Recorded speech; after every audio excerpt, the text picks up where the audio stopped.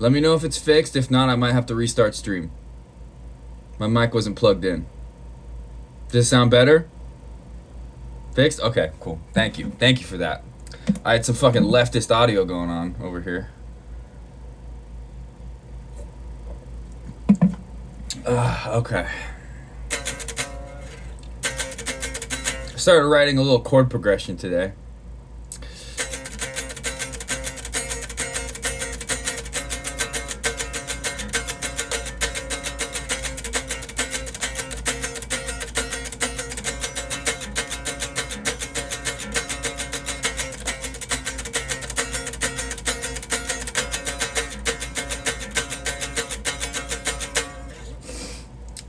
So there's that.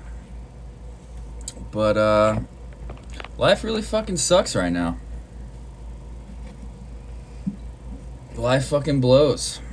Yeah. What up, Fourth? I'm so glad you're here, though. I'm so glad both you guys are here. But yeah, it definitely sucks. Definitely sucks. I'll wait a little bit and then I'll just talk about it. I'll explain everything that's going on for anybody that doesn't fully know what's going on.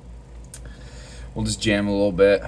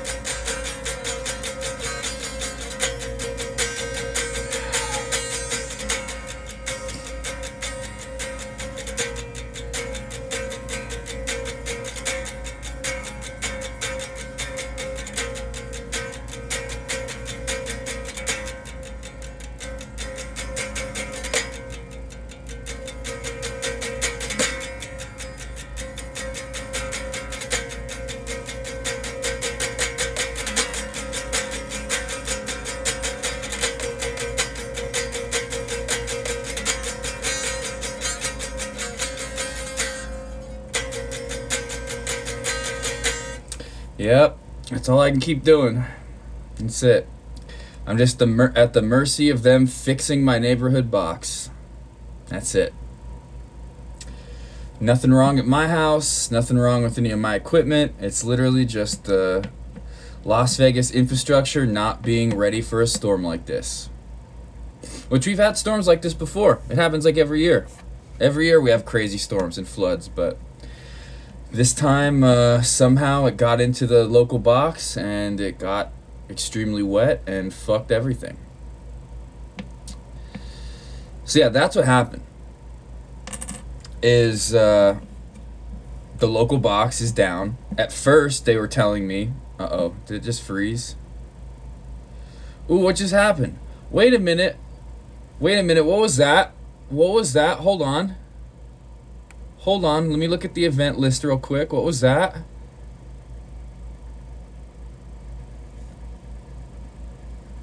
Who just came in with that? Sorry, the event list is not loading right now. I see 5 gift subs just came in though. Hold on. It's not loading. Bent coming in with the 5 gifted? You fucking legend, dude. You fucking legend. Bent, okay, I saw what you said yesterday at the beginning of stream. What up, Lexi? Thank you, appreciate that. I'll play some more in a minute. I don't have an amp right now, so this is just my electric guitar plugged in, or not plugged into anything. So it's not gonna sound that great. But yeah, Ben, I saw what you said when I was trying to start stream yesterday and it wouldn't start. That the video that I posted in the Discord of my backyard flooding, that was real. But the one of my computer, that was a TikTok filter. And the one where I was in bed, that was a TikTok filter. But the stuff in my backyard was real. Like my pool that's filled up with dirt became an actual pool again. And we're worried there's some sinkholes in that now. Yeah, it looks pretty bad in my old dirt pool. Because we used to have a pool It got a huge leak in it years ago, and it got just way too expensive. We were gonna have to replaster the whole thing, and we never really used the pool anyway, so we just filled it up with dirt. And yeah. But Ben, thank you for that 5 gifted. I wish I could go fucking hype for that right now, but I can't because my internet's out and I don't have all my bells and whistles. I got some music I could play, but I just feel like just chilling right now. Thank you so much, Ben. I appreciate it. I don't even know how many subs we're at. I know we've dropped some from where we were when I was able to stream, but yeah. But yeah, okay, so anyway, like I was saying, at first, my internet provider was saying that there was something wrong at my house. Something wrong with just my internet. Just like my modem or my router, something was broken. And this happened like 3-4 years ago where the local box in my neighborhood went out and they told me the same thing. They said, no. It's with you. It's nothing. It's not a local outage. It's just your house. Everybody else has internet. It's just you. I was like, I don't believe that. Because back then we had plugged in multiple routers and it still didn't work. So I was like, there's something wrong. Same thing. I went out and bought a whole nother router from Best Buy the other day, plugged it in, didn't work. And I'm like, obviously it's the same thing that's going on. This time it's lasting longer though. The other time it went from like a Thursday to a Monday. This time it's been out since Friday. So we had a guy come out on Monday to like replace our modem, our fiber modem. Try to give us a new one. He even went to our box out in the backyard and was like, oh, it should be good now. And then he looked at my modem, my fiber modem, and he was like, oh, this cable right here, your fiber cable, the little connection point is turned wrong. That's what it is. Here, let me just turn this back the right way and plug it in. It should work. And I'm like, bro, it's been like that for years, if that's the case. And it's always worked. That's not going to fix it. He's like, no, just trust me. Watch. The light's going to come back on your box right now. And I was like, okay. Let's see. Nope. Didn't come back on. He's like, maybe there is something else wrong. And I was like, bro, it's probably the local box in my neighborhood. And he was like, okay, you know what? I'll go check that. I'm going to drive over there. I'll go check that. He comes back 30 minutes later. Bro, it's so wet in that local box. The storm got to it. You're not getting internet today. So I asked him on Monday, I was like, when is it going to be fixed? When is somebody going to be able to go over there and fix that box? And he said, I don't know. We only have like 2 cable guys that are able to do that. And they're busy today. Hopefully Tuesday or Wednesday. Well, today I called. And apparently there is a guy assigned to it. They gave me his name and a work order number. And I was just holding out, hoping that he got to it today. And so I don't even know if he got to it today, or if he didn't even show up, he was busy with other things, or if he showed up and worked on it and couldn't fix it and has to go back tomorrow. Or now I'm worried, what if they think it's fixed and it's not? I have no fucking clue. I have no idea. And another thing is I have fiber internet through CenturyLink. CenturyLink is also with a company called Quantum. It's like the same company, and they just are trying to get everybody from CenturyLink to move over. And if I switch over to Quantum, it's going to be faster for me. I only have 80 megabytes per second. If I switch over, I'm going to have 500 megabytes per second, a whole new fiber box and everything. So the technician that came over on Monday convinced me to switch over. They were supposed to come over today to set that up, but they canceled on us. And they had to reschedule for tomorrow. But the CenturyLink and Quantum fiber boxes, the local box in the neighborhood, is the same fucking box, the one that's broken because of the storm. So even if he comes over and sets up my Quantum internet, I'm still going to be without internet unless they fix the fucking box. It's so crazy to me that this company, they don't even have it listed as an outage. They say that it's fine. Anytime I go to their website and type in my address, it says it is fine in your neighborhood. There's something wrong with your stuff. And I'm like, this is ridiculous. Get it the fuck together. It's crazy to me. It's the storm has been over for 2 days now, and it's still not fixed. I don't know. Are we still live? Are we still good? Who's in chat?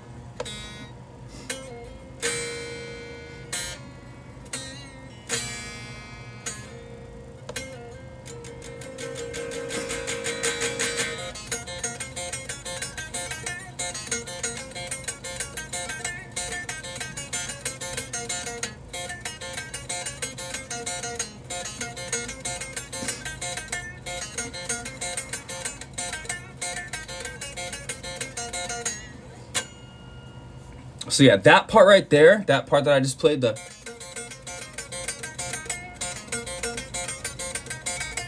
I could loop that part to where it's playing on its own if I had an amp right now, and then I'd play this at the same time over it.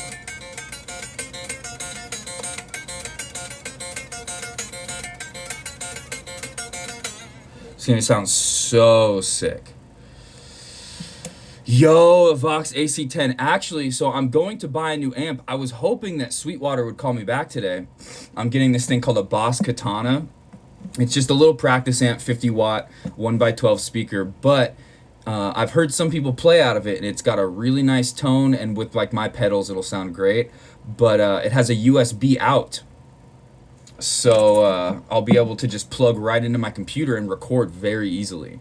And hopefully it comes with some kind of program, or like cheap little DAW recording program, and I'll be able to just play it on stream.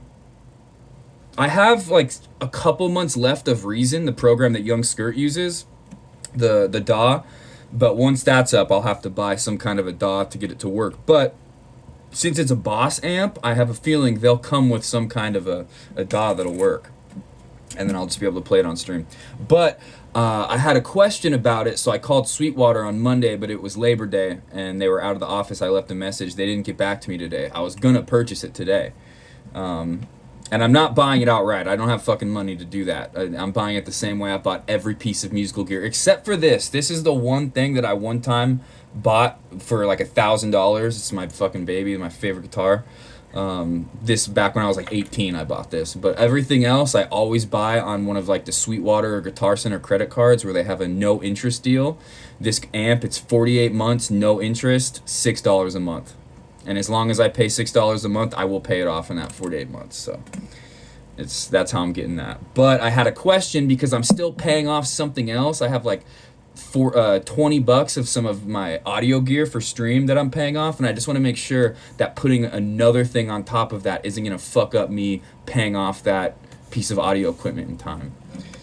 Because if I don't pay it off in time, then I get hit with a bunch of fucking interest. But I'm pretty sure like the $6 a month for the amp, and then if I just keep paying that plus the $3 that I already owe a month on my audio gear, so in total $9, it'll all still pay off in time. I'm pretty sure. I'm just waiting for them to call and confirm that. And I was hoping they were going to do that today. I should have just called them myself. They probably would have answered, but I'll call them tomorrow. But this part too in the beginning, that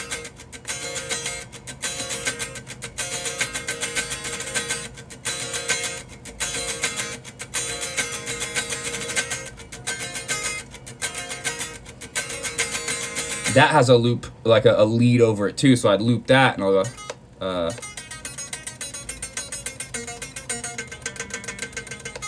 fuck.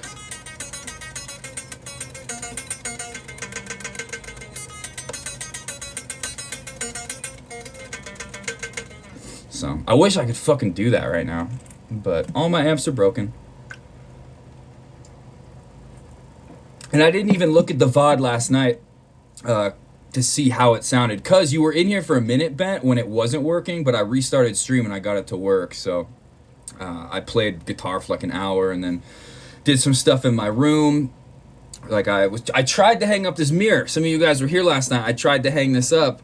I failed. It was really bad. I'll talk about that in a minute. But I didn't look at the VOD to hear how the guitar even sounded, just unplugged through this mic. And I imagine it doesn't sound that bad. Like I know how to play guitar. Like whether or not you like my guitar playing is subjective, but like I know how to play guitar. And when I play it just by myself, it sounds great, but I just don't know how it sounds picked up through this microphone.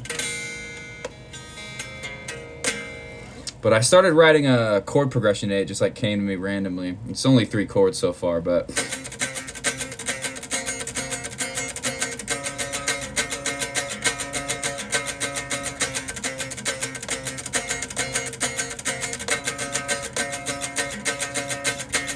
oh, what up, Booney?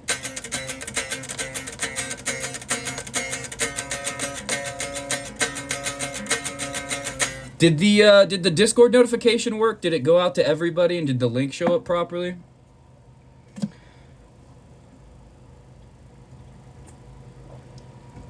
But yeah, yesterday I was trying to hang up this fucking mirror because it used to be hanging up above my bed. On the other side of the room, because my bed used to be over on this side of the room, and then I moved my bed over here, and the mirror was there, and it was just pointless. Like, I couldn't look into it unless I like sat up on my bed. So I took it off there, but that wall was fine. It's literally like plaster with wood behind it. This wall right here is plaster with brick behind it. So at first, the other day off stream, I tried to drill into it, and the screw would just get stuck, and I'm like, what the hell's going on? So I looked it up. I was like, oh, you need a certain kind of screw to go through brick called tack screws. So I got some of those, and yesterday I had it all measured out, perfectly set. All my lines were, I'd marked out the lines. I'd made sure it was level. And we started to make the holes yesterday. We got the holes through with the drill bit, and then right when I started to put the screws in, these tack screws, they all broke off into the wall. They would go in, and then right as they would hit brick, they would just snap off in there. And I couldn't get them out. So I have a bunch of holes on my wall. Most of them are covered up by the mirror, though. So we're good. There's a couple little holes on this side over here that are still there, but it's okay. I plan on painting my room again. I kind of want to do just white walls with like a gray one over here and then the rest white. But maybe I'll keep it how it is though, red. I don't know. You got the Twitch notification. So did the Discord notification work though? That's good you got the Twitch notification because those don't always go out to everybody. But what was I going to say? Yeah, so the screws just broke off into the wall on stream last night while I was trying to screw them in. The problem was I was using too small of tack screws, too thin. So I had these thicker ones, and instead of just drilling the screw right into the wall and hanging the mirror up on the edge of the screws, because that's how this mirror is, it has these two hooks on the sides, I had this metal plate that I could screw into the wall and then also one into the back of the mirror, and I hung it up that way, and it worked beautifully. I wish I could have done it on stream though. I was like doing some home improvement shit last night and it just failed because I didn't have the right screws.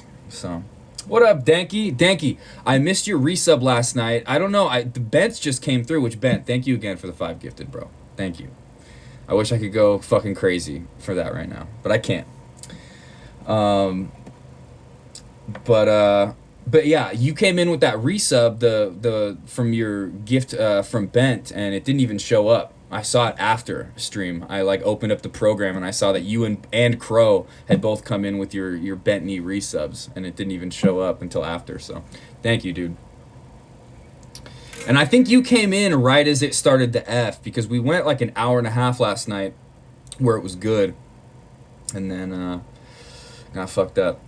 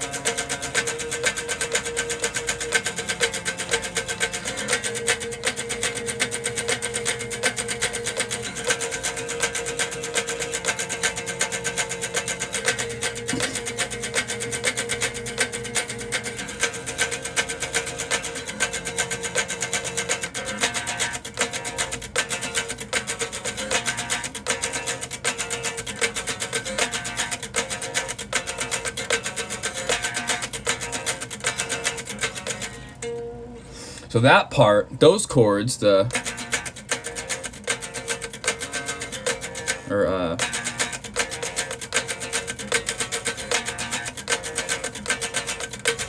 part gets looped, and then there's a lead over it that's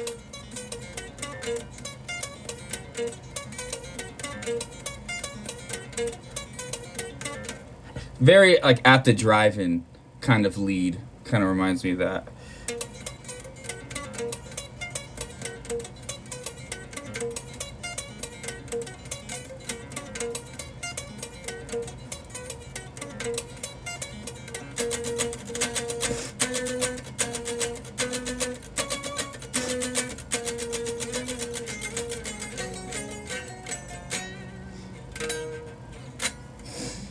So what's up with you guys?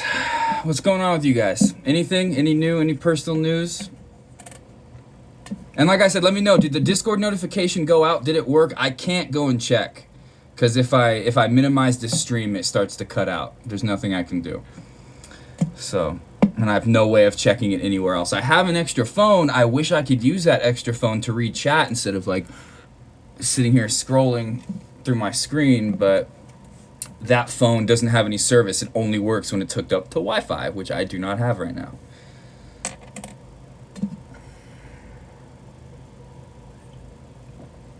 It did. Thank you, Fourth. And it worked. Like my link worked, because I know yesterday the link didn't work, and then Zoop or you, I forget, reposted it. Oh, and Zoop was able to publish the VOD from yesterday. So once I have internet again, I'll be able to give you editor again. That was so fucking dumb, dude. There's a reason why I never ever joke ban any of you guys, and it's because mainly all your chats get deleted, but I realized that the on-screen chat doesn't get deleted. It's only the Twitch chat. So I was like, okay, let's do a little joke real quick. Fourth said I won't do it. Let's fucking do it. Let's time him out for a minute for laughing at me for dying or whatever it was in Dark and Darker. Now I didn't even realize for like 5-10 minutes that you lost mod when you came back. And then now you don't have editor, but Zoop was able to do it. So that's good to know that you guys have that ability to do that.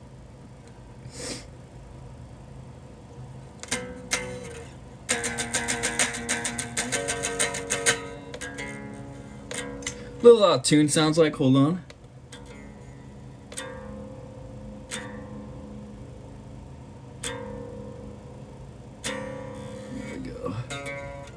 Just gotta listen to the vibrations.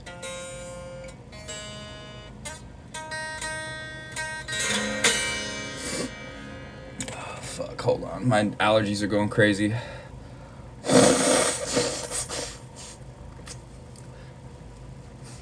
Was that some nose blow ASMR?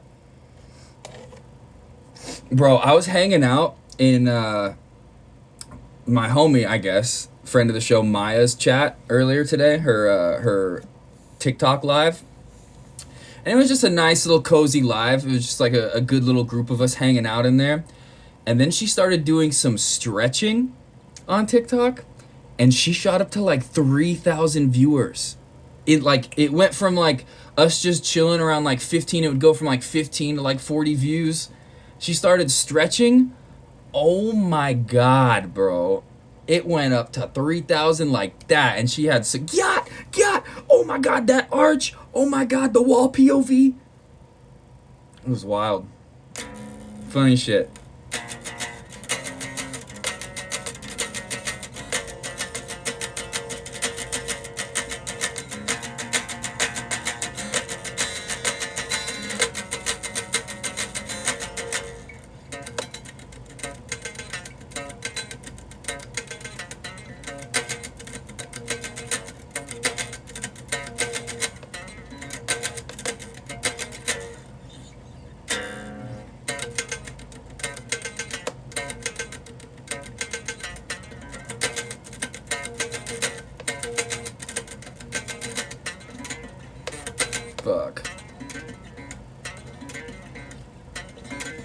Fuck. That riff's hard. There we go.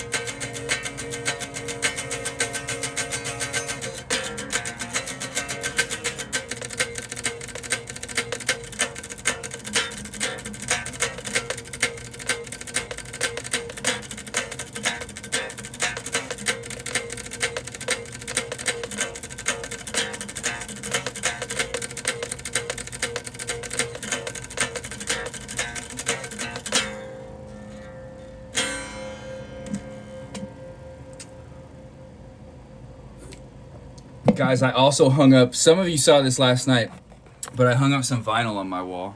Pretty stoked about that. Oh, you guys can't fucking see it. Wait, why?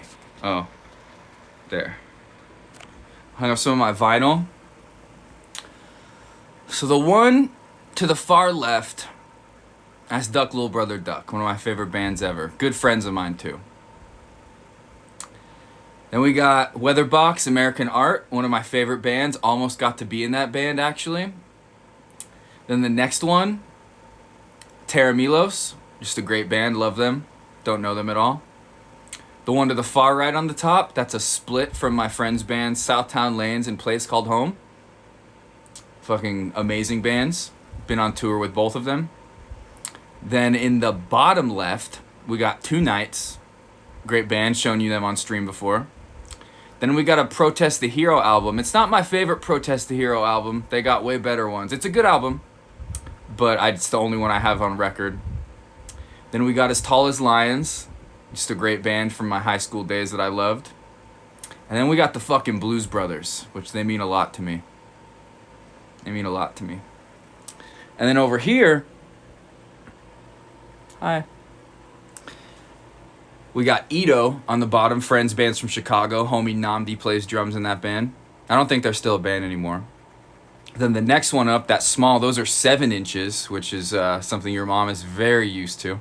Trust me. Duck Little Brother Duck again. That first one, Good Friends. That's like one of my favorite EPs of theirs ever. It's only 2 songs on there.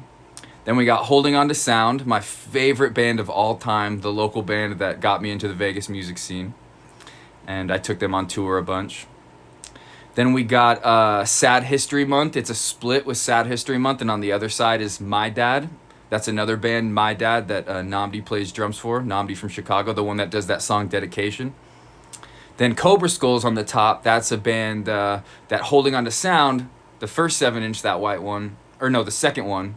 They went on tour with them. Cobra Skulls is a Fat Records band from NoFX, the NoFX record label. So I hung those up last night. That was successful in the home improvement section of the stream. Damn, where all the homies at right now? What the heck, dude? I'm gonna cry. Alright, I'll just keep playing. I'll just keep chilling.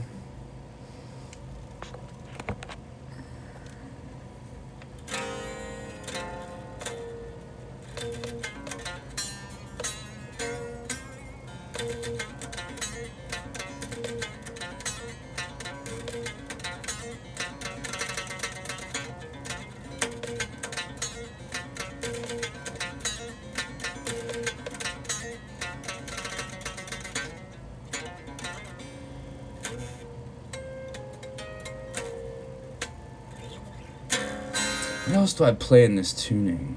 Oh yeah.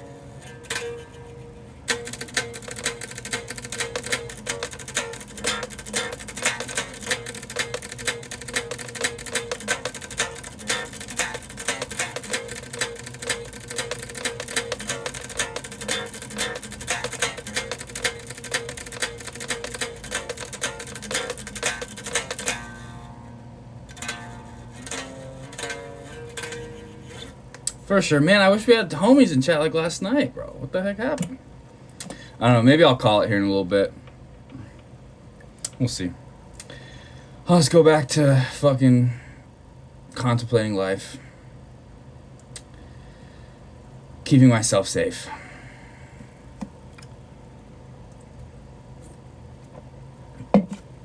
What games you playing?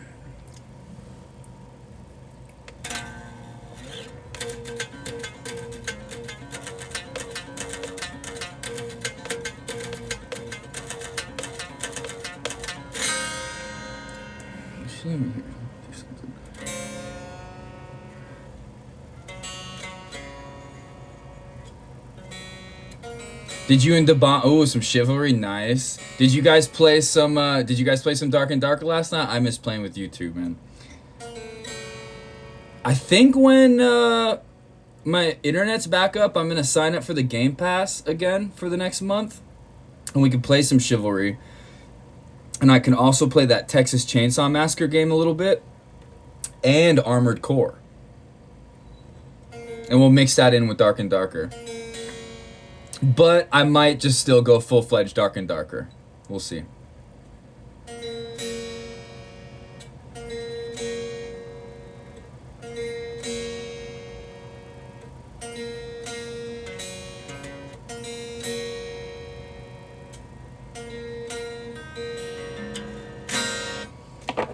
Capo time.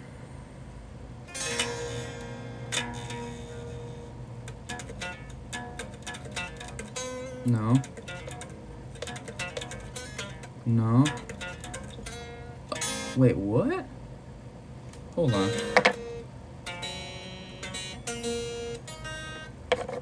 Wait a minute. Is it here?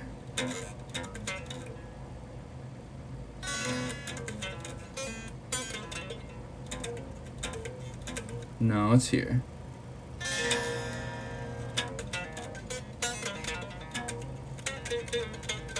Okay, it's an old song I wrote. It's been a long time.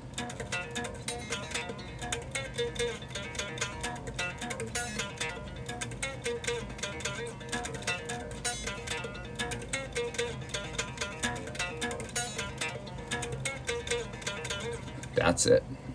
That riff was legendary when I first came up with it. Oh my god, I was so stoked on that. Here, I'm gonna do something.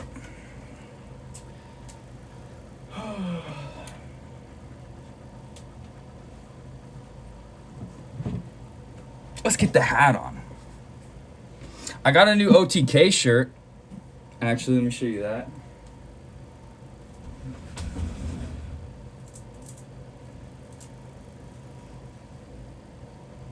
Yo, Fourth, will you go on the Discord and be like, where the homies at? Will you type that in there? I got this new OTK shirt, though. Pretty stoked on it. The only thing that sucks, though, is both of these patterns are, like, hard. They're not, like, printed into the shirt. Like, laser printed. It's, like, straight up, like, hard material. I can, like, feel it rubbing on my nipple. And then this, like, feels like there's something constantly rubbing on my back. I'm kind of done with streamer merch, man. This hat, though, great purchase. I love this. Yeah, and announcements. Yeah. But, and post my link again. But yeah, this just, like, hurts. I think I'm done. I think I'm done with streamer merch. I think I'm done with it.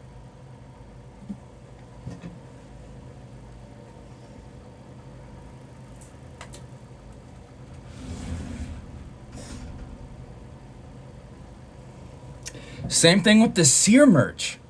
Like that Seer merch, remember? It was like a fucking turtleneck. He's like trying to fucking subliminally get us all to like turtlenecks. The fuck does he think this is? I never wore it again. It was so uncomfortable. It was just my neck constantly felt like I was choking. I appreciate it so much, Booty. You don't know how much I appreciate it, man.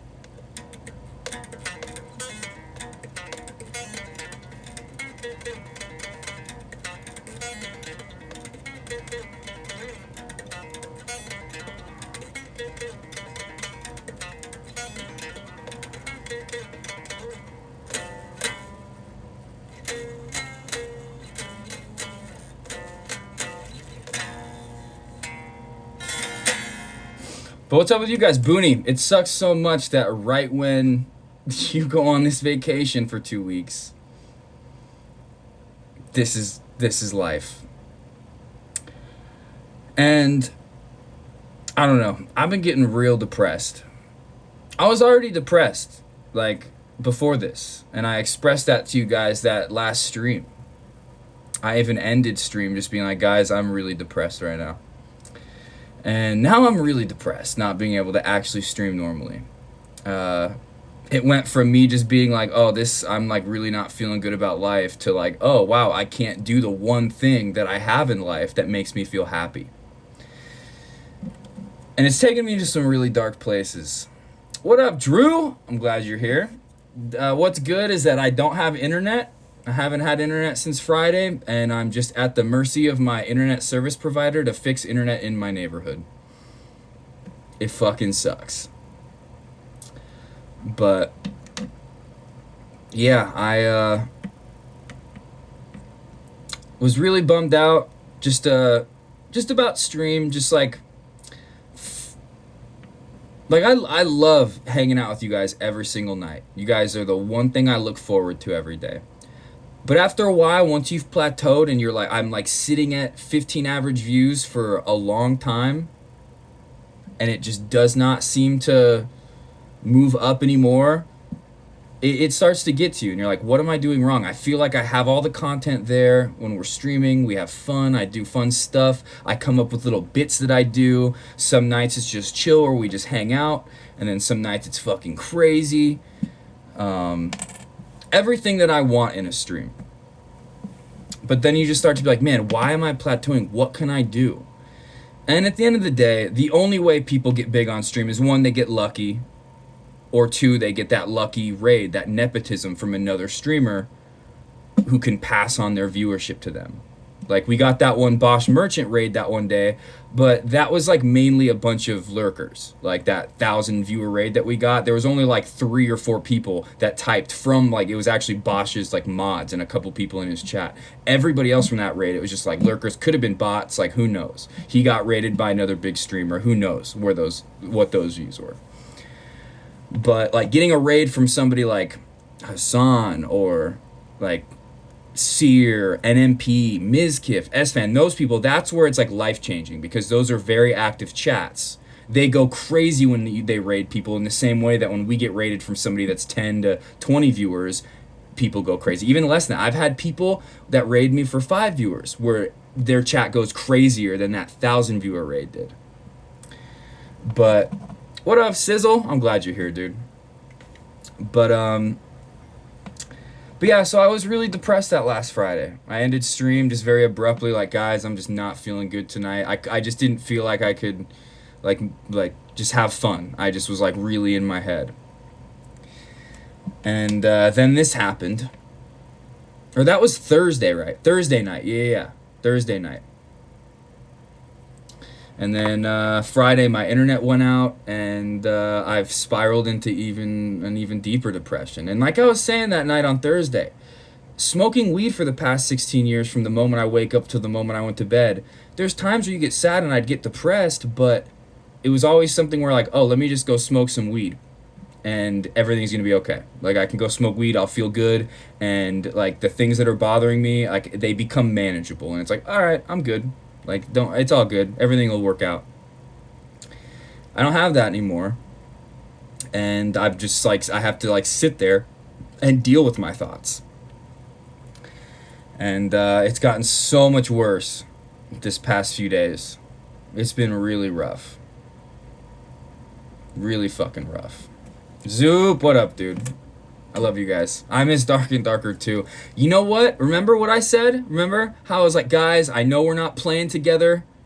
That last Thursday, I was like, I just really want to get some High Roller Dungeon in. I have a feeling they're going to take it away from us, the free High Roller. What the fuck did they do? They took it away from us. Which, I'm cool with it costing money, but I wish I could have gotten a little bit more time to do free High Roller Dungeon.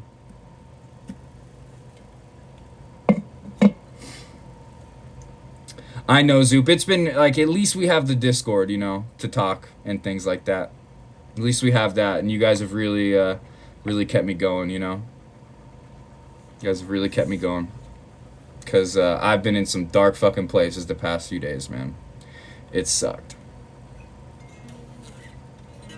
Yeah, 50 is better. I agree. I hope they keep it like that, or at least if they're going to change it, 75. I think 100's too much. But even 50 to me is too much to go and pickpocket. Because even people like Jay Griffio, when they go and pickpocket, they die a bunch. They end up dying a lot. So constantly going in there and dying for 50 gold, it's just a loss. So I'm only going to be pickpocketing in the normal dungeon from now on. But it just would have been so cool if I could have gotten like that weekend to pickpocket the high roller dungeon. Maybe I would have got some crazy purple loot, some keys, golden keys, things like that. But fucking internet fucked me up, man. Fucked me up. You know, I'm gonna go check real quick. I'm just gonna go see if anything has changed with my router.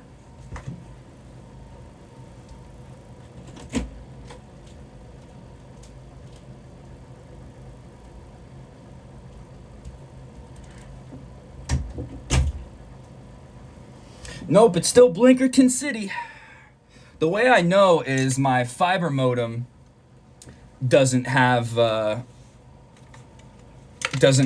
the signal light going on. It has the power and the Ethernet light, but it doesn't have like the broadband or service light. And then my actual Wi-Fi router is just blinks.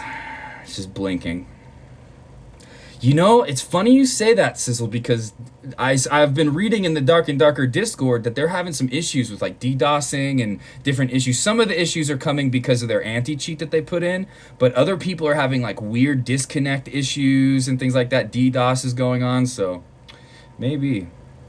But no, like I said, for anybody that didn't hear in the beginning, what's going on is the storm in my neighborhood hit my local box, my local fiber box that provides fiber to everybody, and it got wet during the storm. Las Vegas infrastructure, apparently, even though we have storms like this every year, just is not ready for a storm like we had over the weekend.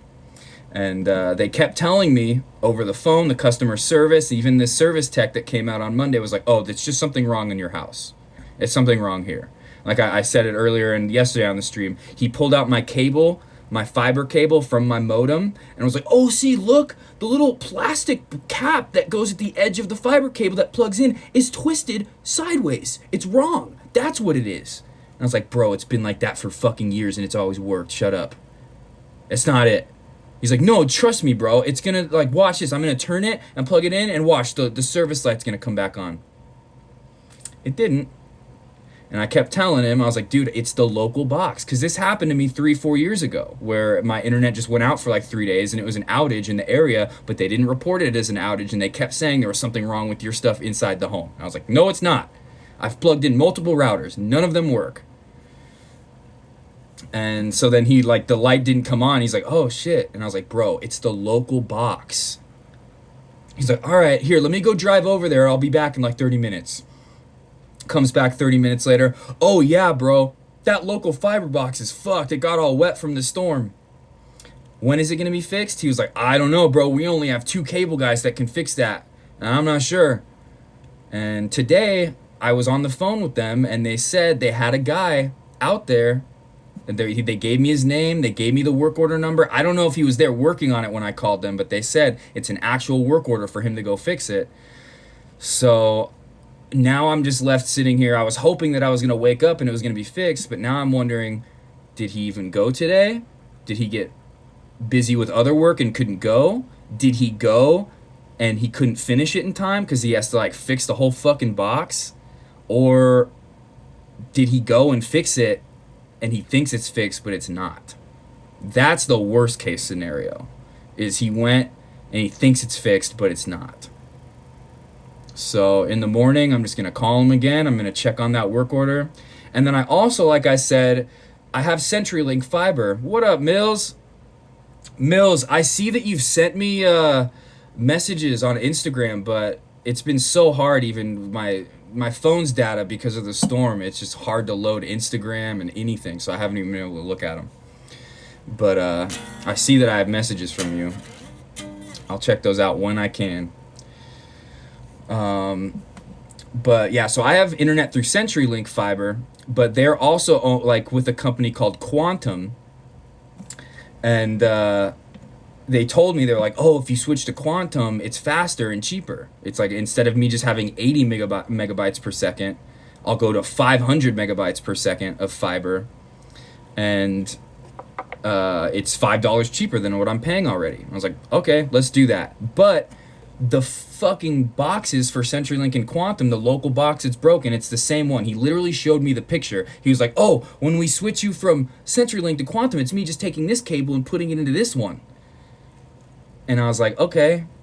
So when they come and fix that, and when they give me my new box for Quantum, if that local box isn't fixed, it's going to mean nothing, right? And he was like, oh yeah, well, we're not sure if the water affected that one too.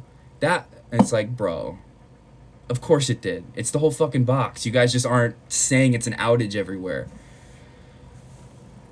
But maybe, just my luck, maybe only my fucking connection is the one that's broken. I doubt it. I bet it's the whole fucking box.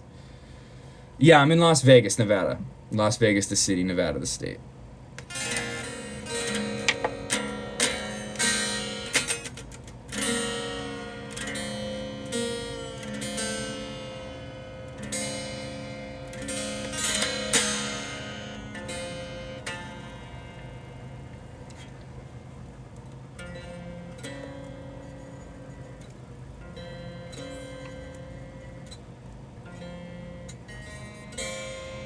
But yeah, so along with my internet being out, I think that I have T-Mobile for my phone. The data by 5G has been fucked ever since the storm. Just yesterday, I was finally able to start loading Twitch streams, which is why I went live on my phone. I kept trying to go live the past few days, and it wouldn't even let. It said no connection, no connection. It's like, bro, I'm on 5G. But I think they finally fixed that. So hopefully I can like load Instagram shit. Every time I've posted on Instagram, TikTok, Twitter, all those places, it's taken me like 30 fucking minutes for the post to go through.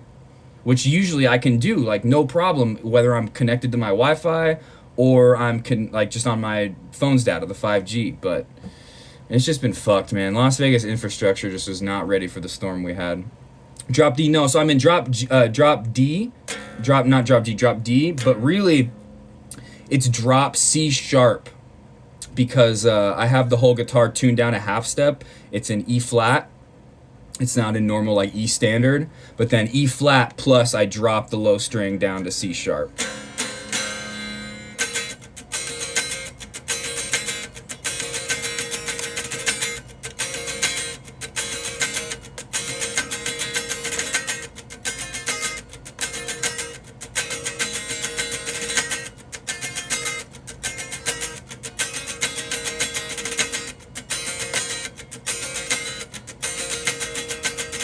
So that part, I loop it. Oh, way better for singing, and it's just, I like the way it's lower. It's a deeper, heavier sound. There's some things that I do play in standard, and on this guitar, I just put a capo, on the first. There's some songs I write where I'm like, oh, I like that better in standard. But a lot of the stuff I play like this, like I only have 2 notes right there. Everything else, open strings, And it sounds better to me. I like it better. But like I said, there's some things I play where I capo the first, or I have another guitar that's it's my Ibanez that I bring out on stream when we're doing the heavy doom shit before Dark and Darker. That has a Floyd Rose system, so it's lock tuned into just E standard. I can't even put it to drop if I wanted. So there's some stuff I write on there, but this is my main guitar for the past like 10 years that I bought when I was like, even longer than 10 years now. I bought it when I was like 18 or 19. And my band was called 1819 when I bought this. This is my baby. My baby. It's got single coil all the way. I am not a fan of humbuckers usually. There's some guitars I like with humbuckers, but I'm a single coil guy. The dynamics you get from it are just so much better. A lot of humbuckers I play, it doesn't matter how hard you press your fingers on the fretboard, how hard you pick, how soft you pick. It's just like there's like no fucking dynamics there. Whereas like on a single coil, you can You can have so many dynamics, and it's just, there's less resonance, but I like that. I like it. If I want to add resonance, I just put on a fuzz pedal that resonates forever, you know? But, okay, so yeah, this part that I was playing, I wish I had an amp also. All my amps are broken. But I don't. I think I'm going to be buying one from Sweetwater tomorrow. I talked about that. I'm just waiting for the Sweetwater rep to call me because I have a question. But I was hoping to buy that today, but they didn't call me. But yeah, so this part that I was just playing,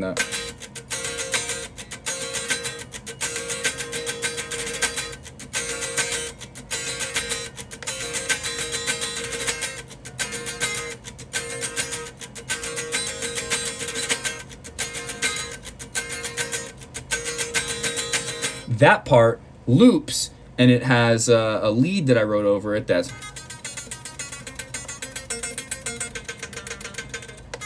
fuck.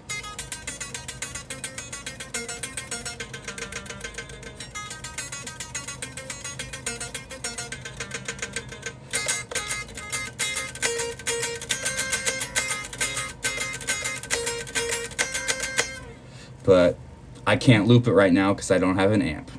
I wish I could. It would sound so sick along with the...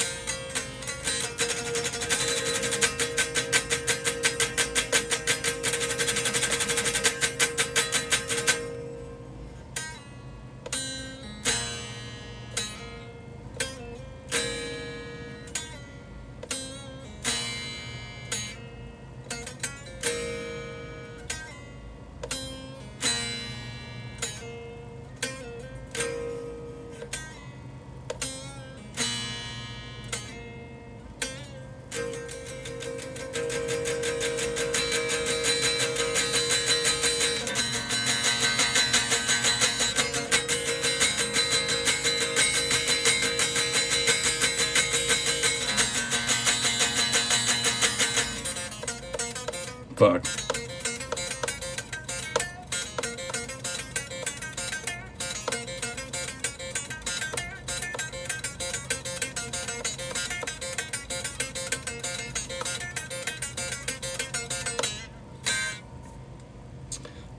But wait, so wait, what did you mean dude played that Red Hot Chili... Are you saying I played Red Hot Chili Peppers? Can I?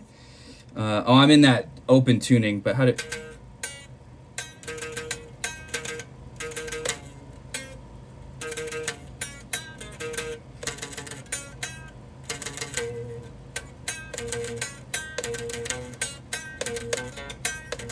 Fuck. No.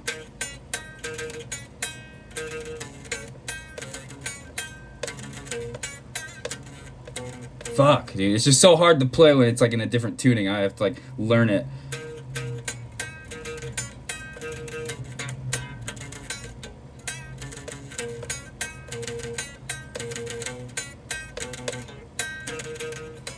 Fuck. No.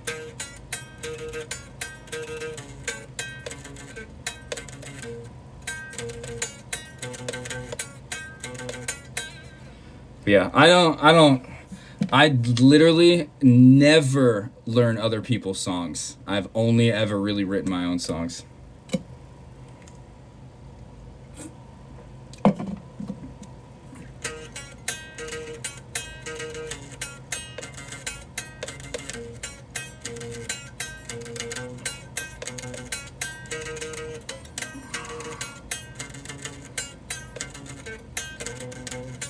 No.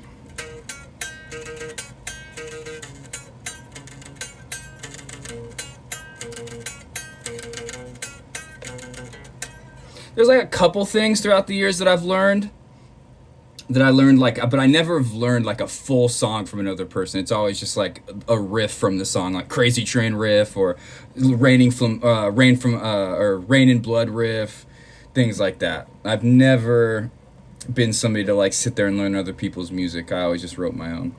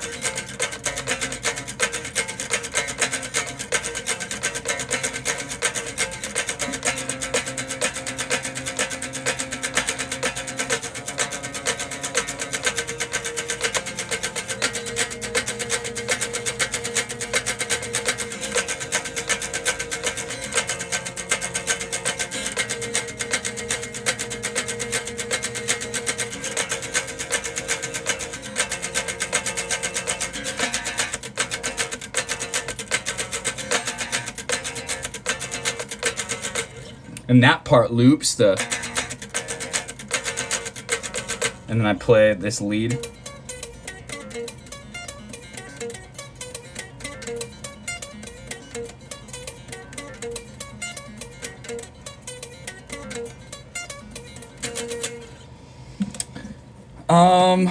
Stevie Ray Vaughan and Jimi Hendrix. Oh, I mean, Jimi Hendrix is the GOAT. Jimi Hendrix is literally, I mean, and everybody says this, but it's always because of just like his solos and things like that. But he created like noise guitar, making your guitar sound like it's not a guitar, especially what he did at Woodstock with the national anthem, which such a dumb, stupid fucking song that he turned into something that was so cool.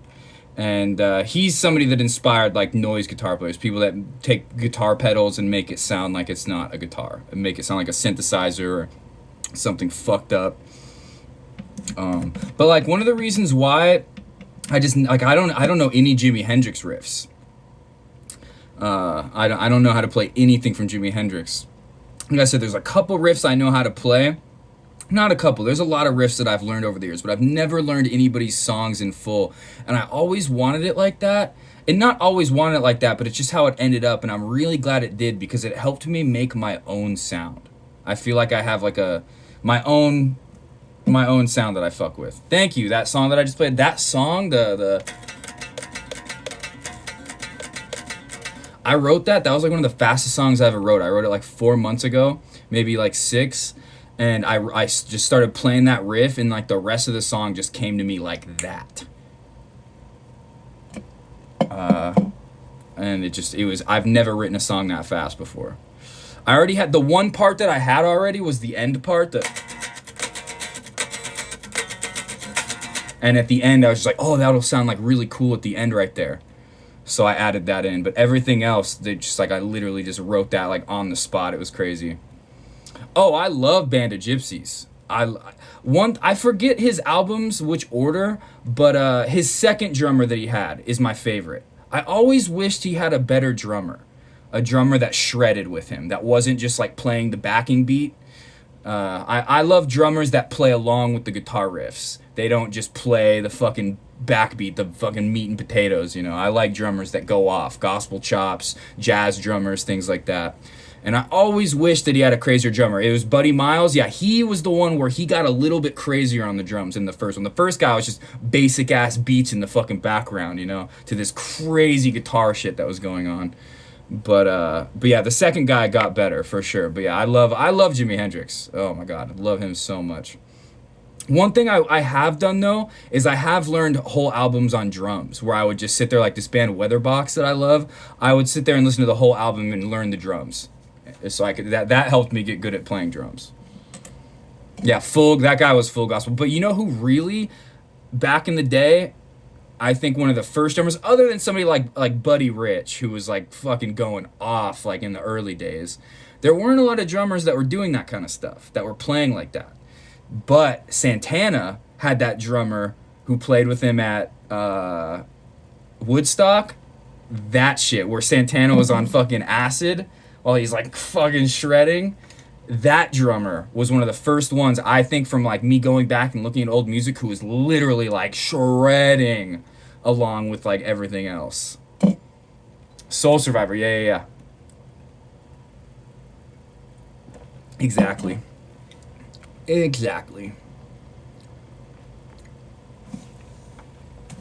the congas guy, yup, dude, just going off. They were all tripping out.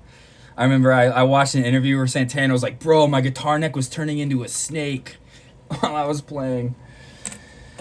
Oh, man. I remember being on tour, taking acid and shrooms and things like that before sets. Sometimes it would end up really great, and then sometimes it would not. I remember one time we were in Houston, and we played at this place called the Doctor's Office. It was like it was literally an old dentist office that was shut down, and a bunch of punks took over the place. I don't know if they owned it or if they were just squatting, not sure. But it was this place, it was underneath a freeway overpass, and there was this like tree in the backyard. It was so sick. And that was one of the coolest shows we ever played. Unfortunately, my girlfriend was on tour with us at that time. My best friend, who was like all our weed dealer, came on that tour with us and was just like doing merch, filming us and things like that. Everybody's phones were dead that night. Everybody. So there was no footage of it at all. But it was the best show we ever played. But we were all looking for weed too. There was no weed for a couple days, and we were all tripping out. It sucked. We all were just like, we need weed. We need weed to play. And I was like going around asking people there, and like the one dude that like lived, that was he was the guy at the doctor's office that either owned it or was squatting there, the head squatter. I was like, bro, do you have any weed? He was like, no, man, I'm on probation. I got some coke though. And I was like, no thanks. I've never done that. I'm scared. I like got so fucking nervous. I was like, no, I'm okay. No thanks. But they had this acid that was going around. I didn't take any that night because he had told me, he was like, it's not real acid. It's like some kind of like fake acid that was going around. My guitar player, or the bass player, took it, and in the middle of our set, he like stepped on my pedal board and like unconnected it, and I had looped this crazy loop too. This like one of the hardest songs where I have this loop that I would play, and I had looped it and everything, and we were like going, and he just unplugged it all, and we just came to a dead silence, and I was like, fuck. But then we picked it back up. It was still like the best show. We connected that night. It was beautiful. Beautiful. Music's a beautiful thing. I miss playing.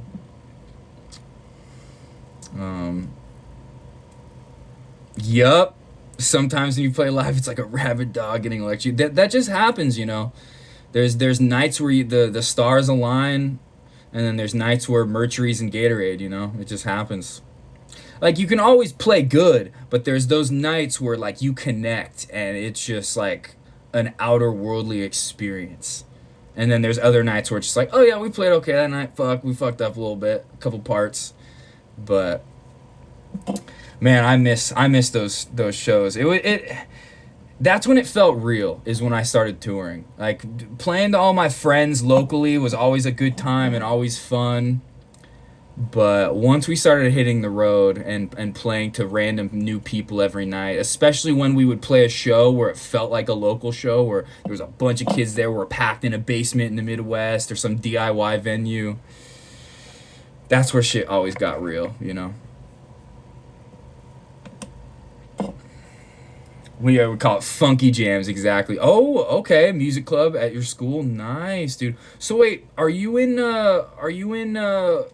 high school still, or are you in college now? I've seen like pictures or videos on your Instagram of you like playing at what looks like a school, and then you were at that theater that you said was at your school.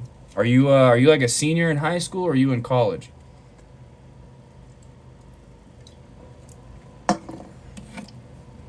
In college, okay, that's what I thought. That's what I thought. I didn't the place that like I'd seen, like the campus where I'd say, I think it was a campus that I'd seen you playing at. I couldn't tell if it was a college or a high school, but I was like, he looks like he's like way older than high school. Like not like you look old or anything, but I was just like, he definitely does not look like he's in high school. But I just like couldn't tell. And then I remember one day you said you were like working on school stuff one night, and I was like, oh, maybe he is still in high school. But I was like, there's no way. He does not look like he's in high school. He looks like me, where it's like we don't look old, but we're definitely not fucking high schoolers, you know. 35. Oh, really? Okay, cool. So yeah, we're close in age. Yeah, I'm 31.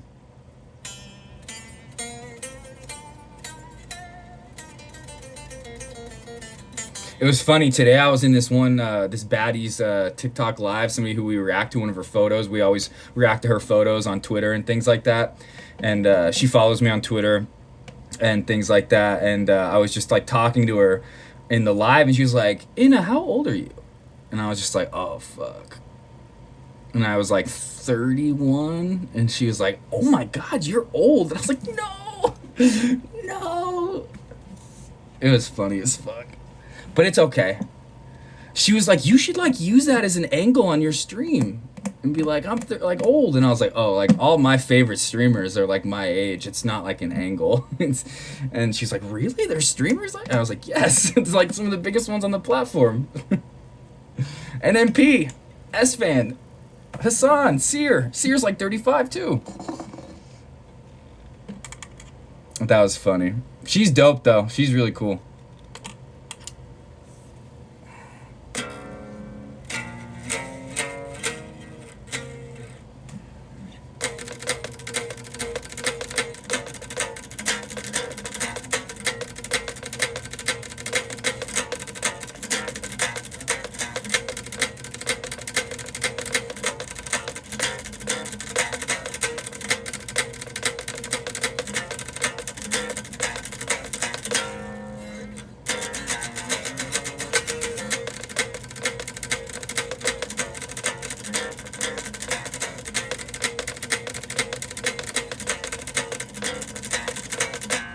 Ooh, what up, Broadsword? Okay, so let me just confirm. Broadsword and Mills, you guys are homies, right? Right? Piss Hassan. No, Hassan, I think he just turned 32 or 31 this year. I forget. He just turned 31 or 32. He was 30 last year. You're picking it. Dude, thank you. You know, that's one thing I've always, like, even back in high school when I started this one band, I've showed some of the recordings from that band. They called me Rubber Hands. I've always been all about, like, doing as, like, fast of downstrokes as possible, or triplet, like, chugs, quadruplet chugs, things like that. That's something I've always, like, really worked on. And that's because I learned songs, like, riffs from, like, Raining Blood, things like that, Slayer, like, metal. I was into death metal when I first started playing guitar in like 6th grade, but that's like, they literally used to call me Rubber Hands because I could like do like downstroke stuff like way faster than anybody else could in my friend group. And it was like you know, like doing like that sounds better than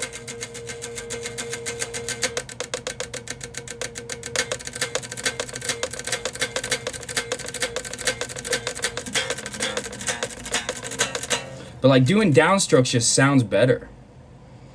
What up, Lexi? So my internet we had a huge storm in Vegas, and the local fiber box that all my neighborhood connects to got really wet, and I'm just waiting for them to repair it. And that's it. But you have issues all the time. I'm luckily good. My internet, I've never had issues. This happened to me once like 3 years ago where I couldn't stream for like 3 days. But this is even longer than that. And that time it was just literally like the tech. They kept telling me 3-4 years ago, they were like, oh, there's something wrong in your house. It's not like a local outage. And I was like, I don't think so, because I plugged in multiple routers. They didn't work. They kept being like, no, it's your Linksys router. And I'd be like, I plugged in a second Linksys router. It's fine. Like, or it's still not working. I mean, so I don't think it's my routers. And then like 3-4 years ago, they came and they're like, oh, wait, let's go. I'm going to go check the local box. They went and checked the local box. He literally just like called me and he's like, oh, I'm flipping a switch. Is it on? I was like, yes, it's on now. This time, though, when the dude came here and they were like, oh, there's something wrong inside your house. I was like, no, it's not. Then he went and checked the local box. He came back 30 minutes later. Oh, my God, a storm fucked it up. It's all wet in the box. And they were supposed to be fixing it today. I took a nap in the afternoon. I was hoping that it would be fixed. It's not fixed. So now I'm really worried that they went and fixed it and they think it's fixed, but it's not. That's like worst case scenario. Hopefully the guy just like didn't get to it today, or he got to it and couldn't finish and is going to go back tomorrow. So Comcast tells you the same thing. Yep. Like I said, I have CenturyLink and they don't even have it listed as an outage in my area. I type in my address and stuff and it's like, nope, your area is fine. It's something wrong in your house. I'm like, I literally had a guy here on Monday tell me that it wasn't. So, oh, I've been calling them so much. I called them like 3-4 times today just to check. Hey, is that guy down there working on it yet? They gave me the dude's name and the work order number for like him fixing the local box. So, but by the time I woke up a little bit ago, it was like 8 or 7:38. They were already closed for the customer service is closed. But so I'm gonna call him first thing in the morning. Yeah. Wait, 10,000 Robux? How much is that in real life money? What the fuck? That's crazy. What do you even spend Robux on? Like skins and things like that? Cause like I know V-Bucks, I've bought stuff with V-Bucks before, but $100? Damn. That's cool. That's sick. Lucky you. Your Wi-Fi signal is strong, but the internet connection always goes out. Damn, that sucks. Yeah, like I said, once I got fiber 4+5 years ago, it's been great, except for these 2 times now where my internet's gone out for multiple days, and it's always been because of the box in my neighborhood. There's been a couple times where my internet's gone out for like a night or something, or like an hour or 2, things like that, or my stream has cut out here and there, and sometimes I think that's on Twitch's end, but like there's been a couple times where my internet's gone out, and my stream always runs on Ethernet. It's like plugged into my modem. I don't run my stream on Wi-Fi. That would be bad, but yeah, usually my internet's fucking 10 out of 10, but there's just been these 2 times where it's gone out, and this is the longest it's ever gone out for. You can buy expensive shit in Roblox. Skins and things like that, I assume? Like, is there anything other than skins that you can buy? That's so crazy. That's a lot, man. 11,000. Fuck, dude. Lucky you. I wonder what the subs are at right now. Somebody do ! Subs in the chat real quick. Oh, did you guys hear that? I need to jar that fart and sell it like Amaranth. 159. Okay, that's not bad. We were at like 170 something when my internet went out. And so yeah, we've definitely dropped, but it's not as bad as I thought it would be. We're getting so close to getting back up there to 200 too, man. You can buy expensive shit in game for no reason to something called a headless is 200. Okay, so that's like double. That's like 20,000 Robux. Damn, dude. That's crazy. I've never really played Roblox too much. Fourth got me to play it a little bit, and I've been watching people play there's a couple people on TikTok live who, when I'm scrolling through, who they're playing this like bike game. It's like a bike where you're up in the air and you're like just going through like an obstacle course. I think I want to play that once my internet's back. When you want to chill and play, yeah. Especially like how you have like a lot of people, like your audience comes in and plays with you and things like that, which I do too, but just like you have a lot more like people that come in and like want to join your Fortnite lobbies and things like that, whereas like me, it's like my close homies on stream who are like, you're invited to play games with me. But that's like a perfect game for that, seems like. Yeah, it gets wild as fuck. Yeah, see, I can't just play games with everybody. I have to, like, when I'm playing, like, especially multiplayer games, it's got to be with, like, the people who I have, like, a rapport with, you know? Sometimes I've done it before where I just let anybody come in and it fucks my vibe up. And I'm like, I wish I did not invite you in the voice chat, you know? And the buttered sausage, that TikTok, we watched it the other day where it was like when you accidentally invite somebody into the voice chat without pre-screening and they're like, yeah, the buttered sausage and the smoke storm. And it's like, oh God, what is going on? Easier for you? Yeah, for sure. Yeah. If you did it IRL, yeah.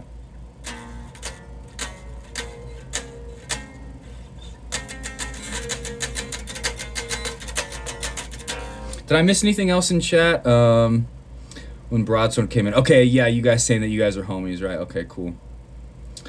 People don't realize picking is more important than fingering the notes. Yeah, and I believe the tone of your guitar, it doesn't matter what fucking amp you're playing through, what pedals you got, the tone is right fucking here, dude. And also how you finger, but the main tone of your guitar comes from how you pick. And I beat the shit out of my strings. Like, you heard me, I was like...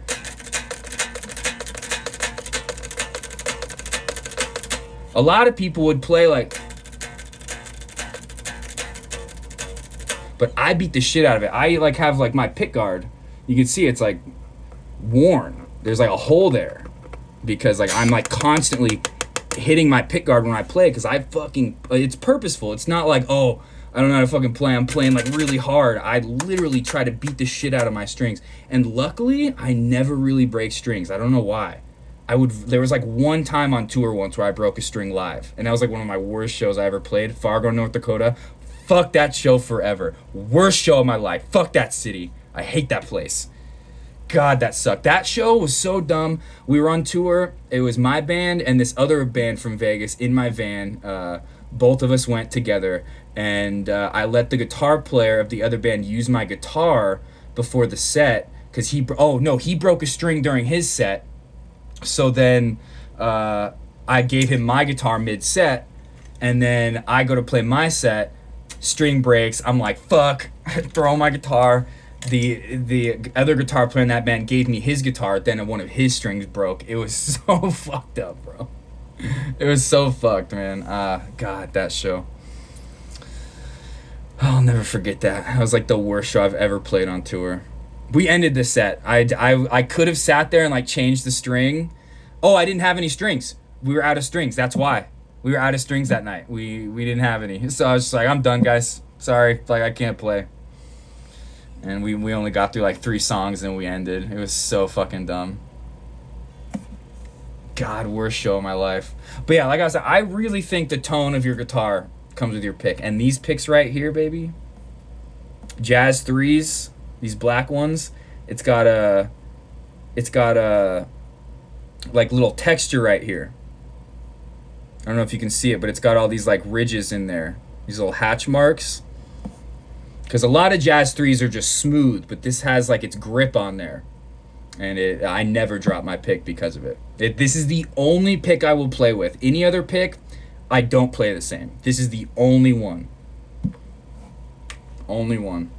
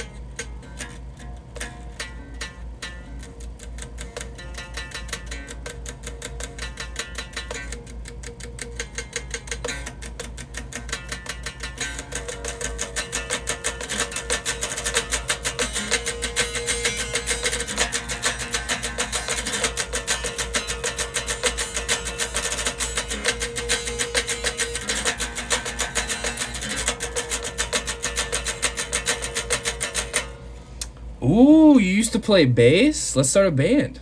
Let's start a band together. Let's do it. Let's bring it back. Do you still have one? But another thing, like we were saying, how I never learned how to play other music. I had some guitar teachers through the years who would try to teach me music theory, and there's some music theory that I know, like I know my scales, I know all my modes, and that is like, if you're trying to play guitar, learning your modes is very important. Even like, don't fuck reading music, fuck all that shit. Nobody like Jimi Hendrix, any musician out there that's like famous, that knows how to play, that shreds, that writes good music, none of them, it's such a small percentage know how to read music. It's just so fucking pointless. If you want to be a working musician who goes and like plays on the strip in Las Vegas, plays in some kind of a band like that, yes, you want to learn how to read music. You need to be able to have a piece of music put in front of you and be able to fucking sight read it. But if you're writing your own music, you're like a creative like that, reading music is such a fucking waste of time because it's something you have to practice every day. Like, or it's a muscle memory. If you stop doing it for a while, like you start to lose it. And you have to practice every day. And I remember I was in college, in music school, and I would sit there for hours every day trying to learn how to sight read. Because a lot of kids learn how to do it in like middle school or even earlier than that. So it becomes like almost second nature, but still it's a muscle memory you have to work at. But it's a lot easier for those kids. But me, I remember I would be in like orchestra in middle school, and I would just be sitting there like playing my violin, like trying to come up with my own shit in the back of the class, not playing anything that they wanted me to play. But I had some guitar teachers when I first started out, and my first one, he just caught on real quick that I didn't want to learn any of that shit. And he would just be like, oh, okay, what like song do you want to learn? And then he would like teach me like a little bit, like I said, like a riff from like a song that I like. Like, oh, I want to learn Crazy Train riff or Raining Blood. And then I had some guitar teachers after that who I said like taught me modes and like you said, modes, keys and things like that. I'm okay with keys. Like, yeah, I know how to play in keys. Like somebody tells me playing this key, because I know like the major scale for every key, so like I can do that. Sometimes like chords get a little weird for me, because what I was about to say is I never learned like basic chords. Like I know them now, but like basic like E minor, like C, G, D, like I didn't know any of those until like college, maybe like high school. Like I just never wanted to, and that got me to make up my own chords. I came up with my own, and I came up with like some of the chords that I'm playing right now, these like minor seventh, major seventh chords. And it's really not even a chord, because right there I'm playing two notes. A chord is three notes. I'm playing, which is a minor or a major seventh, or this one a minor seventh. Sometimes I'll add in like the open strings or open notes and things like that. But me not like learning how to play guitar like a normal guitar player would got me to come up with my own shit. And like it is good to know what things are called, like how I was just saying, minor seventh chord, things like that. But I didn't know that until college, and I was just like always writing shit with those chords and things like that, and I just came up with them on my own. And then I remember Chan came out, and I was like, oh, okay, they're using the same fucking chords as me. God damn it. Pieces of shit. Motherfuckers.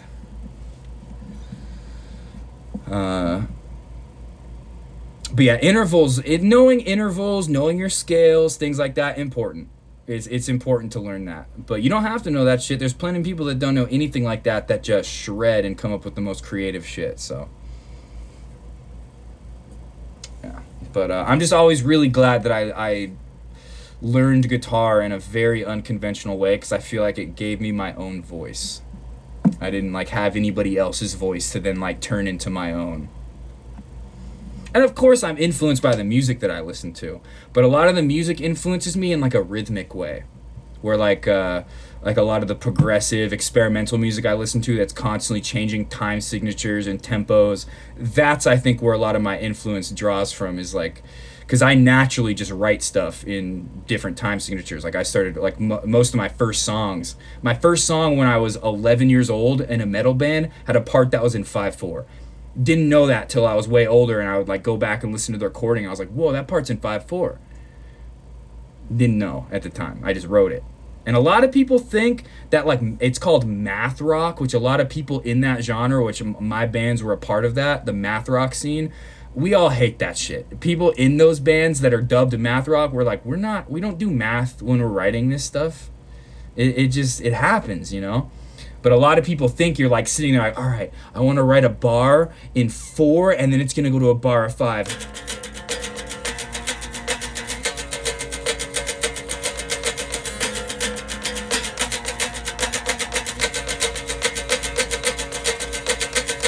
It's like, no. It happens. You just write it. It comes out of fucking whenever you're writing music and you come up with that riff, whatever magical place you're grabbing that shit from, just happens naturally. Nobody is sitting there being like, okay, now this bar is going to be in 4, and then I'm going to change to 5 for 2 bars. Nobody's doing that. Did you know Tool wrote a song that aligns with it? Okay, there are some bands that do that. Yeah, I have heard about that. I've never been a big fan of Tool, though, I'm going to be honest. Never been a Tool fan. I fuck with Maynard. He's like a cool dude. He's very based, especially recently, like when there was the drag law that was going on in Florida. He went and played a show in drag. Very cool. Cool guy. But I've never been into Tool. It's never been a band for me.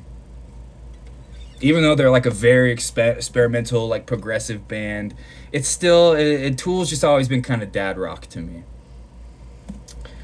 But, yeah.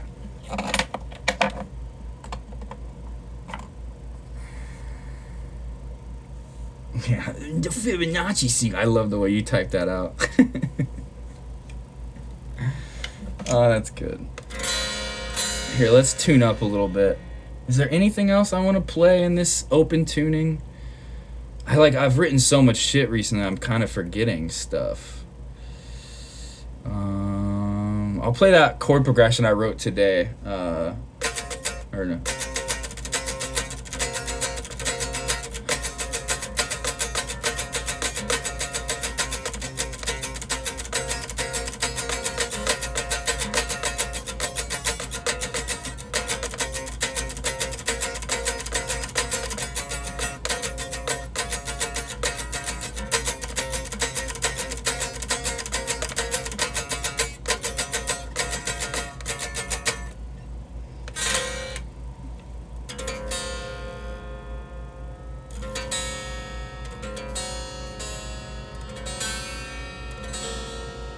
I primarily play in drop tuning. Like I said, it's not drop D, it's a drop C sharp.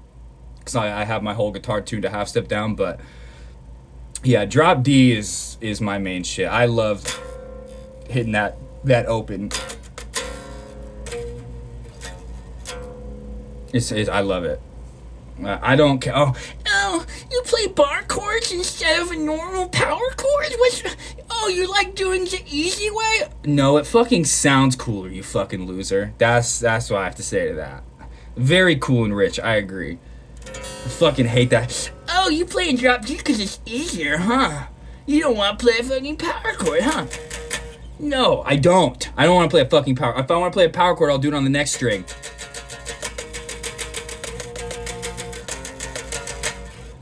Okay?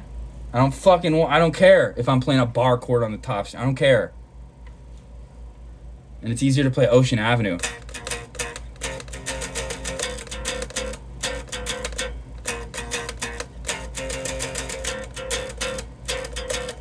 The only way to play Ocean Avenue. You can't play that unless you're in drop, okay? I hate that song. We used to like just always like, what up, Thrasher? Bro, I'm glad you're here, man. I wish we had more homies in here tonight.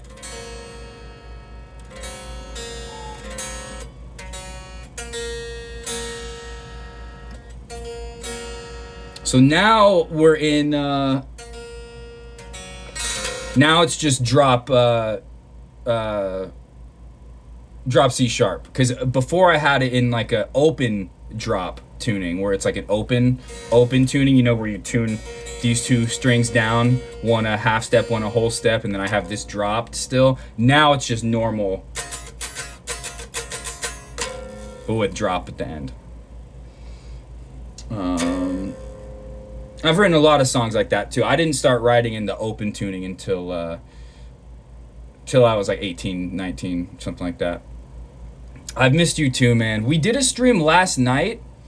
on the phone, but this is fun. Like, I'm enjoying this, but I would never become like an IRL streamer on my phone over the desktop streams. That's where it's at for me.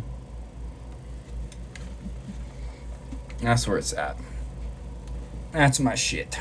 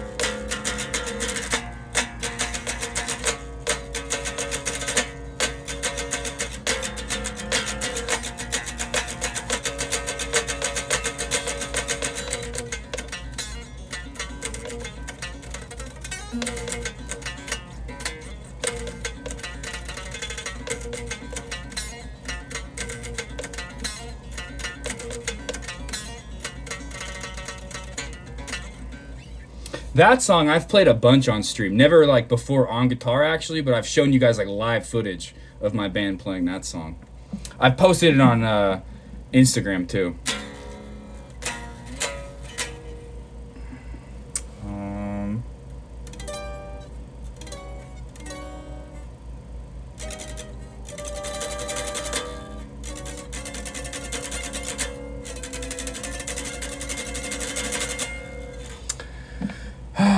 But yeah, I miss you guys a lot.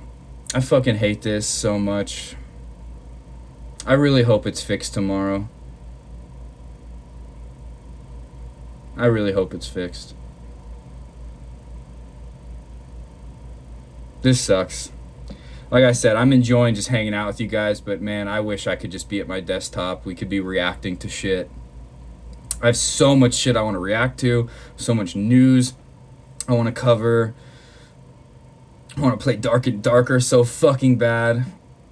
It's just not the same, man. It's not the same. But I'm getting a new amp because that's why I'm playing unplugged. For anybody that doesn't know, I don't have a guitar amp that works right now. All three of my guitar amps are broken. The most recent one broke like 2 months ago. My main amp, it's this little pig nose practice amp, but it's like it sounds so good, but it broke. It's an easy repair, and I could probably do it myself, but I think I'm gonna bring it to this local guitar shop and just have them fix it. But it's just the power jack in the back where you plug the power cable into. The jack on the back of the amp broke, and it was already broken to where it was like very janky, but then it got pushed into the back of the amp and like completely broke. So I gotta have that jack replaced, and I have a soldering iron, and I could probably do it I could buy like the jack myself, but It's just easier just to have somebody else do it, less stressful. So, and I need to buy a couple. I would need to buy. I tried to open it up one day and do it myself, see if I could. I don't have the part I need to solder in. I could buy. I found a website to buy it for very cheap. It's literally like $1 for the part, but then I have to pay like 11 in shipping. It sucks, but I need a screwdriver, a Phillips screwdriver that is angled. A 90-degree angle. I can't just have a straight one. It won't fit in there. So I have to have one that's at an angle. I don't have that. So I got to buy that. So I'm just going to have somebody else do it.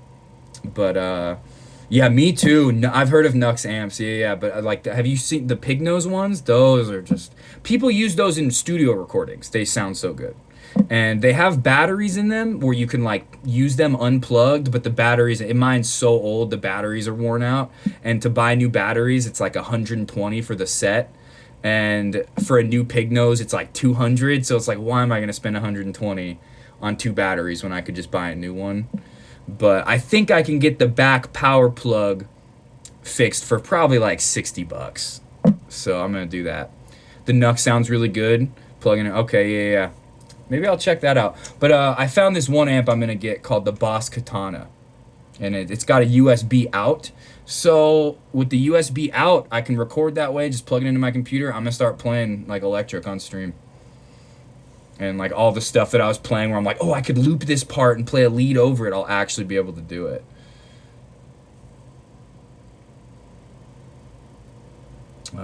Okay, plug it into a rechargeable battery bank. Yeah. That's kind of like the same thing with the pig nose. It has batteries that recharge, but they're so dead and old that they just can't be recharged anymore. Mine.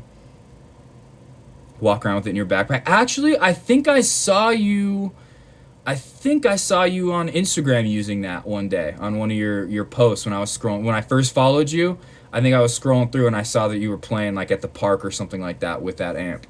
Sounds great. Yeah. What up, Chad? Chad, I want to listen to your music, bro.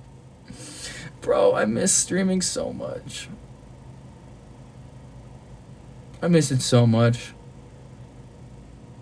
It sucks. I'm really hoping my internet's fixed tomorrow. Yeah, I mean, you can send it. You could post it in the Discord and I can listen to it off stream, but there's no way I could play it on stream right now. There's no way. No way at all.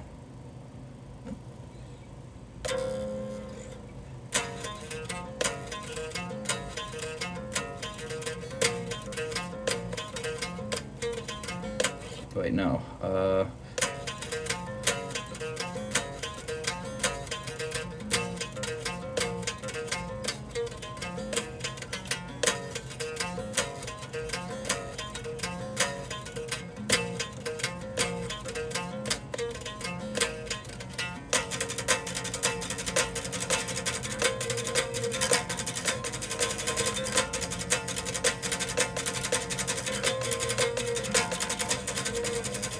Fuck. How did that go?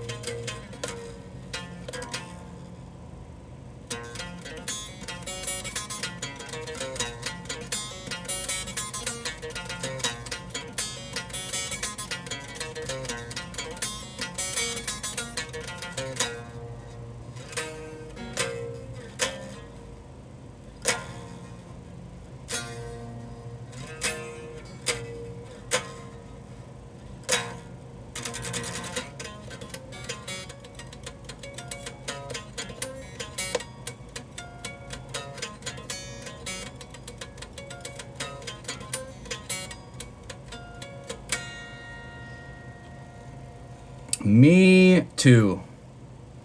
Me too. You don't know how much I miss having all my bells and whistles.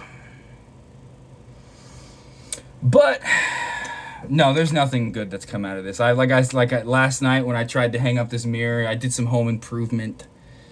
But no, nothing good has come out of this. I've honestly just been in the worst fucking depression. I was already, like I talked about at the beginning of the stream, I was already a little depressed last Thursday in my last stream. I ended stream very abruptly, and I was like, guys, I'm just in a bad headspace, not feeling good. Like, you're like just chilling. I've been chilling at like 15 average views, and we're not anywhere near that tonight, which really sucks. And I wish the homies were here. But just like plateauing at like 15 average views for the past like 2 years, it's like, fuck, what do I gotta do? Like, I feel like my content's there, things like that. I do, like, some nights we get crazy and have insane things happen. Some nights it's very chill, just like gaming, having fun together streams. But like, I feel like the content's there, but I was just really in my head last week and just getting real depressed. And then this happened, and man, I didn't think I could get any more depressed. Didn't even think I could. But one thing you always got to tell yourself is, like how I was saying, like I feel like I plateaued, and regardless of that, like every night when we're at like the normal 15 views, I have a fucking, you guys are the reason why I go live every night, is because you guys are my friends, and I look forward to hanging out with you guys and seeing what kind of crazy shit we're gonna get into. But still, like, you like get to this point where you're like, fuck, how do I get more? Like, how do I like progress? Like, this is my life. I'm like in my 30s, and I need something to work out for me in life, or else I'm gonna be fucked. It's already hard enough to pay my bills, keep my house, things like that. But one thing I just always tell myself, and you got to tell yourself, is that the idea that the best content makes it to the top is a myth. The content that makes it to the top, especially on Twitch and other places, is because of nepotism. Those big streamers that are on there, especially like OTK streamers, things like that, they all benefited from Soda Poppin being one of the first streamers on the platform and having a huge audience who he raided with. And same thing, Asmongold, one of the first on the platform, who then had a crazy audience just from being one of the first with good content, but also then raiding his friends, S-Fan and them, through that nepotism, and that's how they got those views. Ooh, good morning, Bodhi. Glad you're back. They all got the red carpet. Exactly. It's all nepotism. And I mean, it can happen. Like, those streamers just have to raid smaller streamers. Like, if NMP would raid like a small streamer every day instead of raiding into S-Fan or Seer, continuing that nepotism, it would literally change people's lives. If NMP raided me, like, I'm ready for that moment. You guys know how hype I go for like when we just have normal raids, 1 to 5 to 20 viewer raids. I'm ready for that. I'm ready for that big raid. I'm ready for that moment. But those big streamers just have to stop the cycle of nepotism and raid smaller streamers. I have to know someone. Exactly. Do you know how many of them have said Soda Poppin made me? Like S-Fan, all of them. They've all been like, oh, Soda Poppin made me. The redacted person from OTK, Rich Campbell, every fucking moment he got a second to say, he'd be like, yeah, Soda Poppin made me. Because it's literally, like, that's how it happened for them. It wasn't because, like, they had the best content and they got to the top on their own. They got that big raid and they had good content to keep the viewers there, but it wasn't that, like, they got there based off of their content, you know? It was because they got a huge raid. You'll pay big... Twitch, don't let Twitch staff hear that.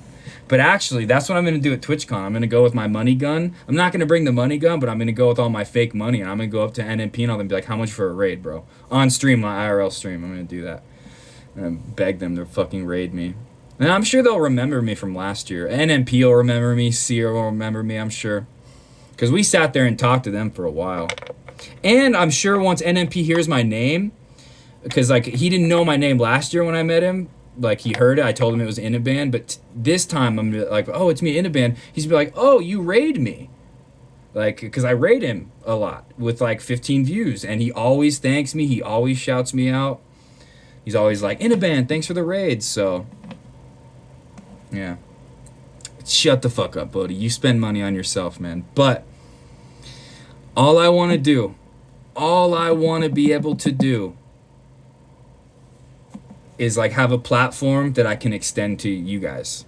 Anybody in chat that wants to start streaming, I want to have like 100,000+ viewers and just be able to raid you guys with that and change your guys' lives. That's all I want to do, is have all my homies eat with me. That's like it's my moral fiber. It's like all the homies are gonna eat if I'm eating.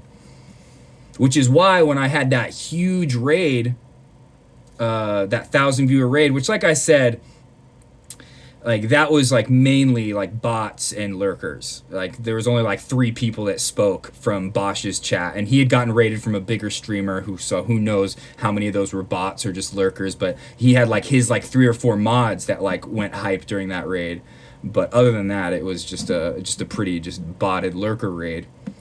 But like you get that raid from like a bigger streamer, it's like with a very active chat, it changes your fucking life, you know? Changes your life. Maybe if someone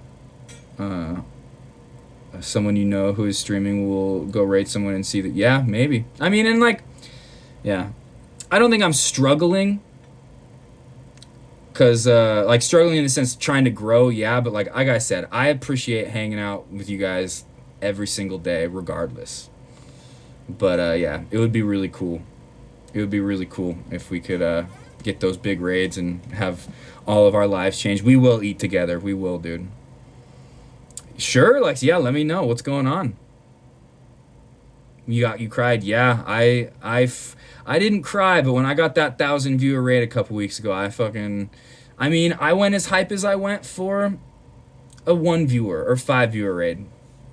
And I try to keep that same energy, you know, no matter what it is. I go just as hype. The only time I don't go hype is when it's like an offline raid, when the homies offline raid me. Then it's like, thank you very much, I appreciate that, because that really helps.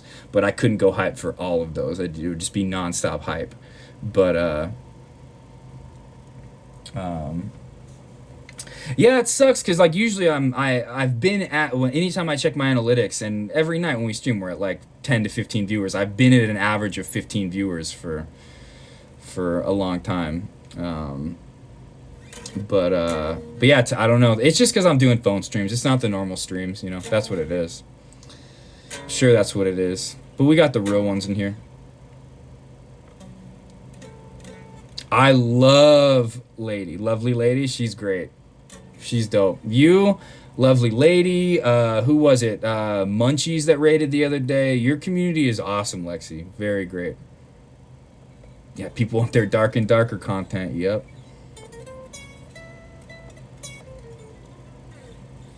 Nah, I'm fake, man. Didn't you know? No, Bodhi. You were the one that posted that one picture in the Discord where you like posted your screen of lurking and you're like, real ones lurk all night. Very true. I've wished, like just yesterday, I was finally able to load Twitch streams on my phone. My phone's data was fucked all weekend, just like my internet. And I haven't been able to lurk in anybody's streams just because I couldn't watch any streams at all. Just turned 30? Nice! Yeah, I'm 31. 31. Something's gotta work out for me soon or else I'm fucked for life, you know? Because as somebody that's been trying to do entertainment since I was 11 years old, my first band, my first song I wrote at 11, and I've had normal jobs from when I was 15 years old until 28 when I got fired from my job during COVID and then decided to stream full time after that. But yeah, as somebody that's been trying to do entertainment, I don't think I could go back to a normal job. I'd probably keep myself safe, if you know what I'm talking about, if I had to go back to a normal job.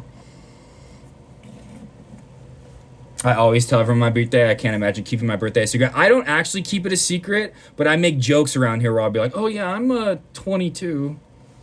I'm only 22, guys. But I'm not like embarrassed of my age or anything. With age comes wisdom. And all my favorite streamers are all 30, 31, 32, 33, 34, 35. Some of them, Limmy is fucking in his 40s, you know. You're turning 22 next month? Nice. That's awesome.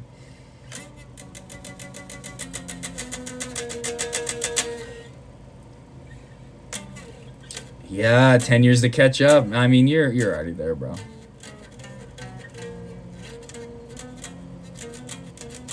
But wait, Bodie, did you really not know my age? Because every birthday I've always said it, but I always like do the joke where I'm like, oh no, I'm only 22, 24.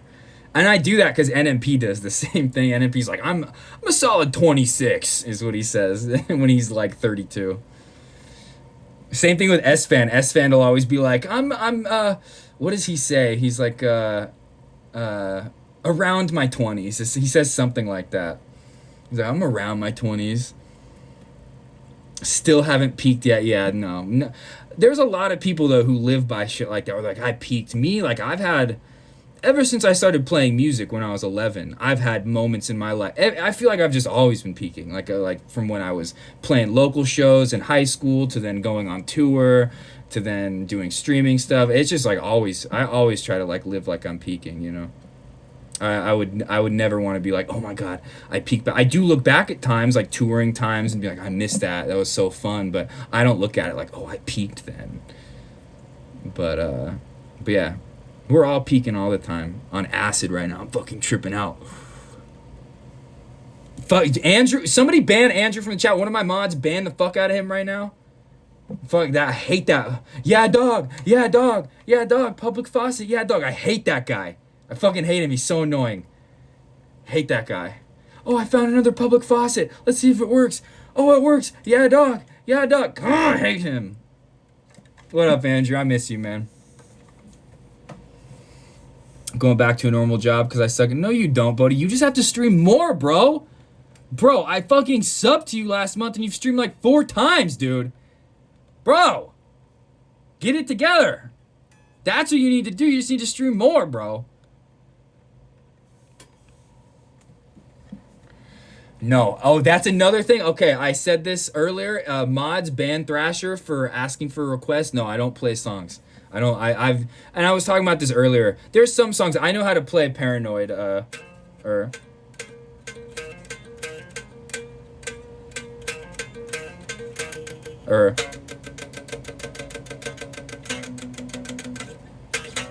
something like that. But there's some things like I've learned riffs from other songs, but I've kind of avoided learning other people's music, and I've only ever written my own music. And I was playing all my own songs for the past like almost like I was the first hour and a half where I was playing my own music. But I feel like me avoiding learning other songs gave me my own voice. Yeah, we going up. That's right, Chad. On Twitch, consistency is quality. That's one thing. When I lost my job and started streaming full time, like every day, other than Sundays that I take off, I just was like, I have to treat this like a job. That's the only way it's gonna work out, is if you treat it like a job. And it's honestly always worked out until the last like 4 months, 5 months, where we dropped like below 200 subs, and we've like been having a really hard time maintaining 200 subs. Because before that, it was never even a question of maintaining 200. We were just always at 200 plus subs, and it was just like never anything we had to worry about. Past like 4 or 5 months, it's dipped a lot, and especially the past few days where we were almost back up at 200, and then my internet goes out, I can't stream. But it's always worked out for me. It's always worked out. And I'm very lucky that I have a house that's paid off, that was bought in 1975, that's paid off, and I only have to pay utilities and things like that. So that's a very big plus for me. But like if you live at home, things like that, still do Twitch and treat it like a job. It'll work out, you know. As long, and also not just doing it like a job, you have to give people, like I learned that you have to give people a reason to want to hang out, you know. You got to do things, you have to like figure out a way to like make people want to hang out, you know. No, I'm just fucking with you, Thrasher. Don't actually get banned. You're not actually getting banned. But I've made that joke where I was like, anybody that asks for a request, a song, gets fucking banned, because I'm not a campfire guitar player. Never have been, never will be. But yeah, you know, it's just, you just gotta keep grinding. And you know, Chad, you deserve so much more than that, bro. Your content is some of the best out there, man. You are my favorite music streamer now. Like I said, I've never been into music streams other than Young Skirt. Then I found out about Judah through Young Skirt, and you. You are my favorite music streamer. Your music is my favorite. Like I said, I can't wait to send you some riffs, man, and have you loop them, sample them, turn it into something different, lay it down, flip it, and reverse it. Freebird, or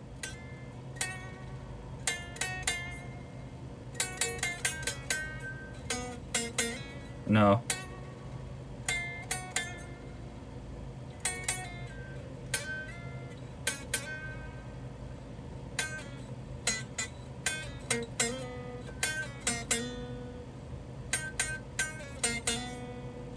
No?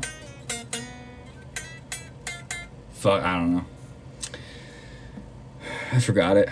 It's been a long time. Wonderwall. No, that is one song I fucking hate. I hate Wonderwall. That is like the most campfire guitar song ever created. Fuck Oasis. Fuck that band. I hate Noel and Liam Gallagher. Oh god, I hate them. I hate that song. But that song, just like, oh, because I'm in drop. Isn't it just like basic, like G major? I don't know. And now something I was saying earlier. A lot of those like normal chords.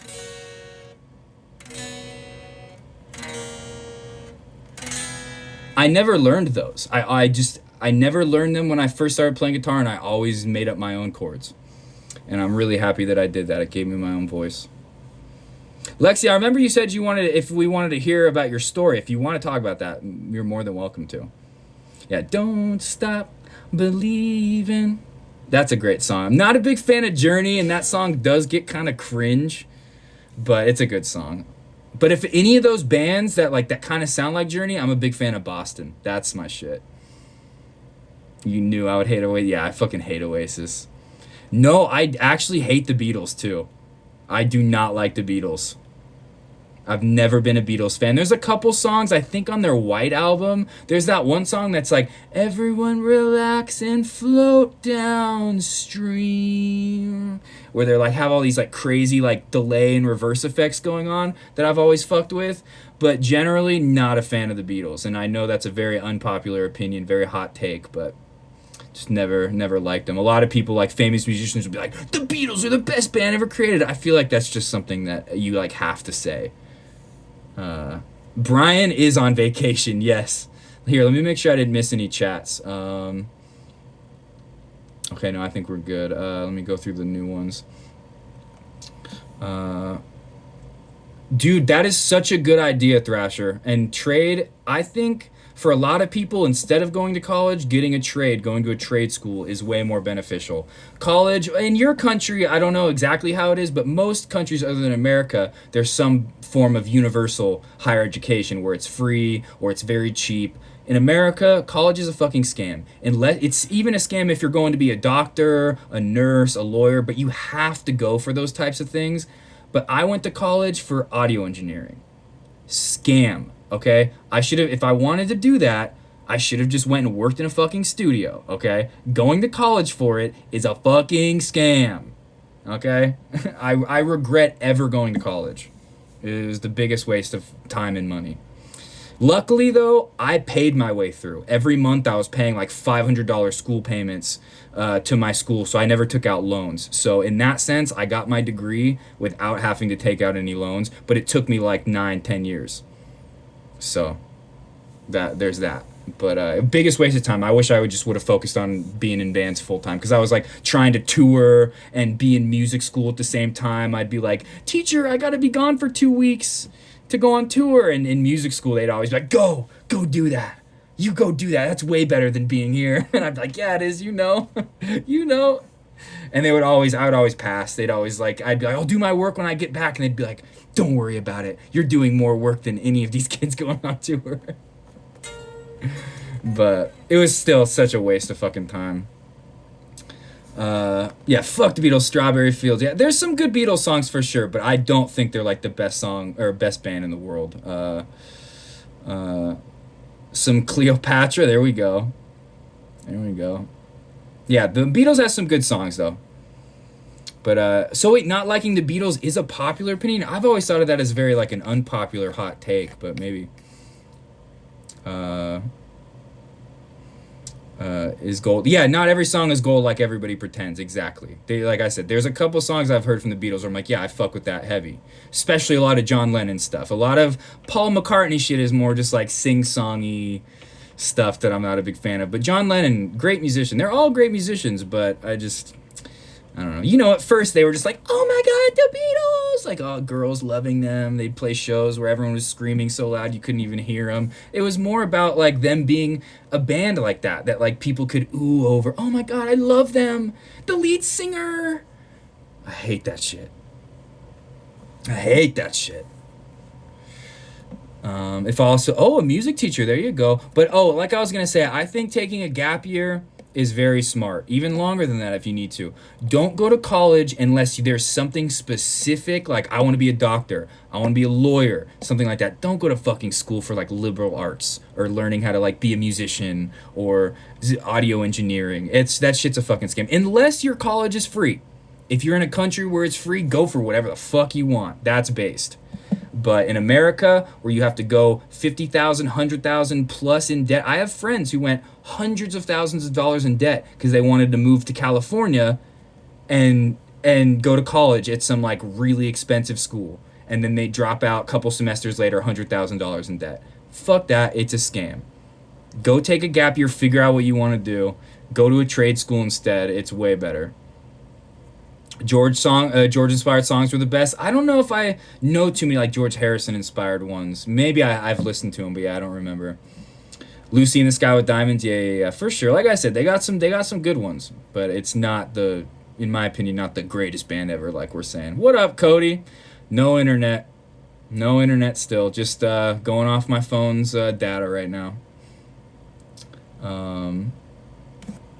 Yeah, the whole song's about tripping on drugs. Yeah, because the Beatles at first, they were like a boy band, like the original boy band, and then they went to India and started taking psychedelics.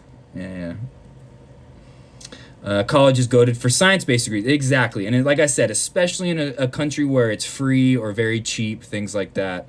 Yeah. Community college as well. And especially in America, if you're going to go to college, go to community college first, get all of your base classes out of the way, and then go to university for your major.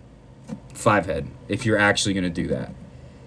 Yeah, that is exactly Chad and Mills. That's the way to do it. I wish I would have done that. Cody, and you're a fucking genius, okay? Cody out here has created one of the best zombie servers in the world on GTA 5M. And he did that all teaching himself, you know? Yeah. Self-learned, as Ricky from Trailer Park Boys would say.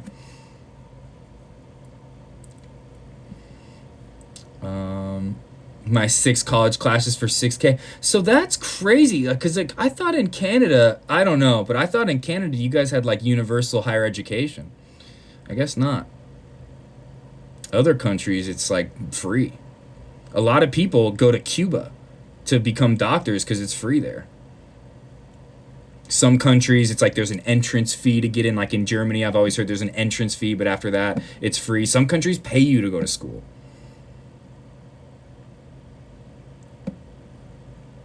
Exactly. So when you go to real college, you're doing your major, the thing that you like literally have to go to a university for. Because a community college, there's some majors I think maybe in some community colleges, but most of the time you have to go to like a university for your major.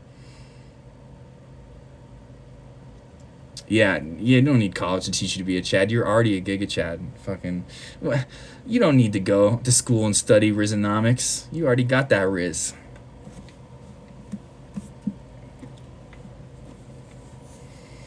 Only for some people on some landing. Okay. Oh, that's weird. Yeah, I thought I always heard that in Canada higher education was free, but some countries it is. A lot of countries it is. Canada just is stricken with neoliberalism as well. Yep. Joe Biden had the option. Not only does he have the option to mandate that colleges could be paid for through taxpayer dollars, make it a universal thing. He could also cancel student debt, which is something he promised that he was going to do. Did he do it? No. He actually eventually tried to, but then the Supreme Court struck it down, and then he just gave up. Same thing like Obama did, where Obama would be like, I'm going to get this stuff done, and then he'd be like, oh, the Republicans won't let me, even though, like, his first terms, he had fucking majority on his side. Or maybe it was the end of his term when he had the majority. I forget, but same thing. Like, Biden could have saved Roe v. Wade. Literally had the majority in the executive, the judicial, and the legislative branch. They could have codified Roe v. Wade. But what did Democrats do? They just put their hands in there and they're like, oh God, the big scary Republicans are taking abortion away. Fundraise for us more. Send us more money and vote harder next time. We fucking voted harder already. You're in the majority. You could have saved it, but you didn't. Because all you do is functionally enable the Republican Party. Healthcare. I'd rather have healthcare than higher education too, but both. I think both should be human rights. In the richest countries in the world, healthcare and higher education should be human rights. It's just so dumb that people want to become doctors and there's a paywall behind it. That's ridiculous.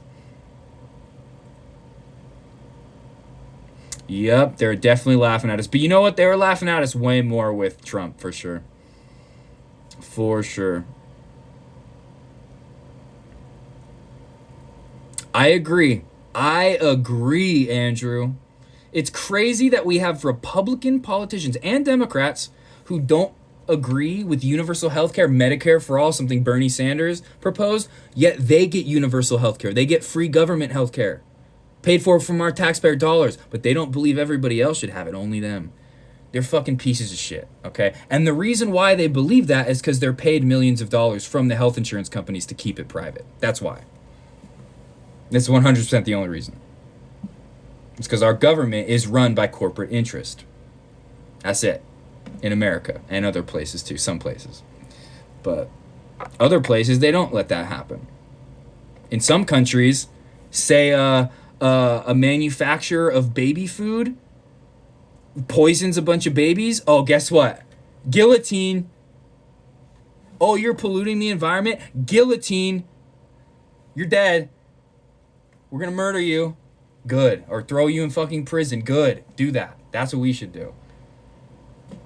If you want to fucking ruin the world for your own pocket, to line your pocket, guillotine. And that's called, what's our inatology or inaism? What do we call it? I forget. The NMP has palmism, but we've come up with some names before. I forget now. Oh, we close our company. Sorry. And sometimes they don't even have to close their company. They just get a fine. They just get fined. And those fines to them are nothing. It's literally cents for them. It means nothing. That's usually what happens. Most companies aren't even forced to shut down. They literally just have to pay fines when they do violations and things like that. That's it.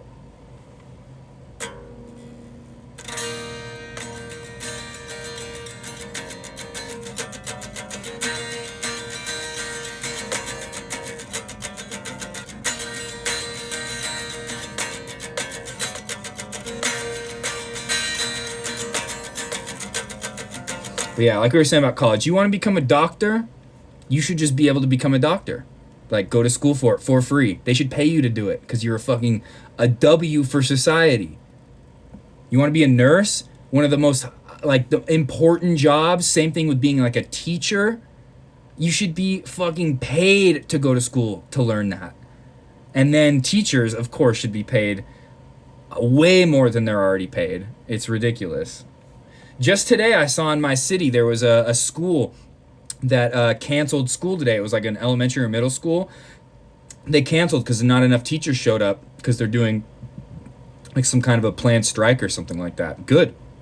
Shut the fucking schools down until you pay them enough. You know how many teachers have to come out of their own pocket for school supplies? For their classmates or their students? It's fucked up. It's backwards, you know? It's backwards that we have, like Andrew saying, politicians that make so much money, get free health care, yet they refuse to raise minimum wage. which is something we've talked a lot about. Or they refuse to advocate for Medicare for all.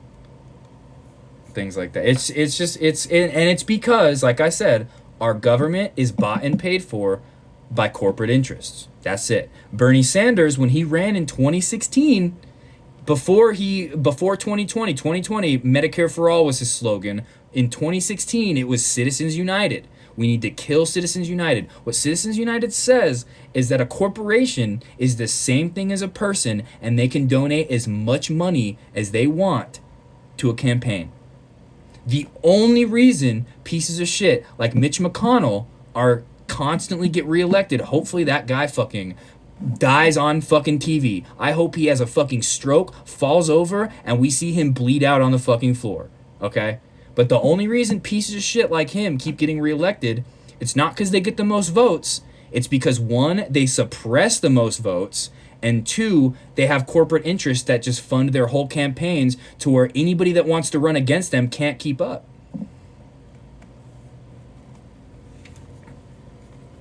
Did you hear about Lai Pin-yu, a Taiwan politician cosplayed during her Democratic victory over oh, no, That sounds dope. And even in America, there's a lot of since Bernie Sanders in 2016, he started a movement of different progressive people running, and that's one of the main things Bernie Sanders' campaign has done post both his campaigns is help fund and promote these progressive politicians, and that's why we have people like AOC now, Ilhan Omar, Rashid Tlaib, Cori Bush.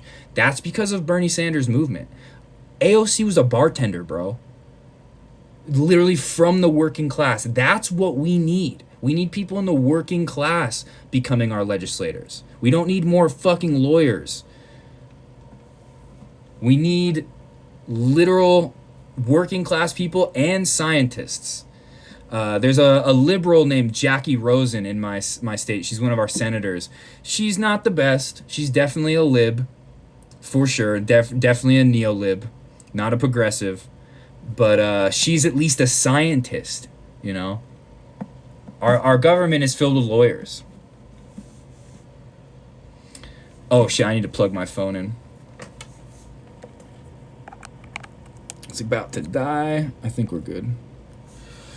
Lawyers are just good at working around the law and writing laws that benefit corporations, literally. And oftentimes, the laws that we have aren't even written by those legislators that are elected. It's literally written by the companies and then passed on to the legislators. Like, here, pass this law.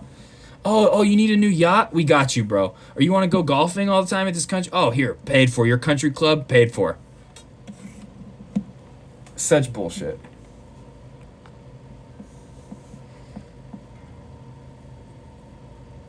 But yeah, exactly. It's because they know how to write laws, you know. And not all lawyers are bad. There's great lawyers out there. But we need less lawyers. We need more working class people in our government and scientists. But like Republicans who hate AOC will use it as like a slight against her. She was a bartender. Like, bro. It's better than coming from like fucking 4 generations of intergenerational wealth where you went to Harvard for free because you got into Harvard because your dad went there. And it's not free for them, but it's like, it's literally, since they're so rich, it's free basically. It costs nothing. Yeah, wow, she worked for a living? It's just so ridiculous. And I do think AOC is goated, but my only thing is the only progressive that I 100% fully trust is Bernie Sanders. Because he has had decades of proving who he is. Like, he's never faltered. He's always been the same person. And people like AOC and them, they're just new. I still worry that they could become libbed up and become like the next Nancy Pelosi's of future generations, you know. But maybe not. Maybe they will stick to their guns. Maybe. I really hope that they do. But so far, AOC's been goated. She has had to do some things, though, placate in the democratic liberal system so she can keep her Senate committee or her House committees and things like that. So it does suck. Whereas like Bernie Sanders is the one where he's like, I will never vote.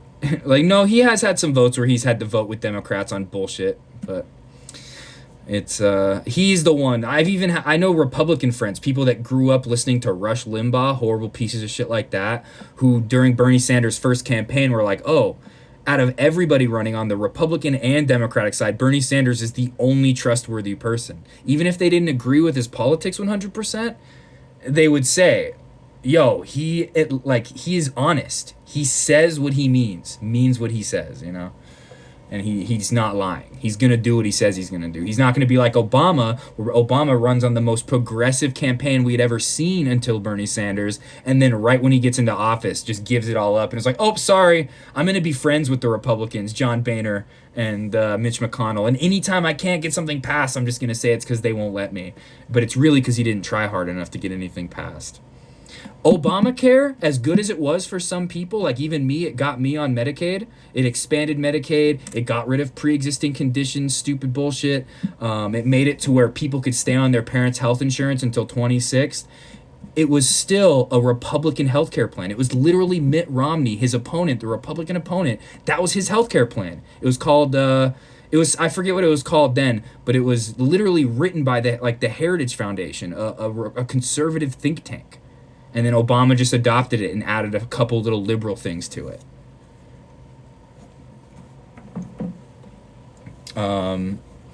University of Michigan, I'm pretty sure costs. Oh yeah, every university does. They're scams, bro. Don't do it unless you get like a free ride or you can go to a school in a different country where it's free.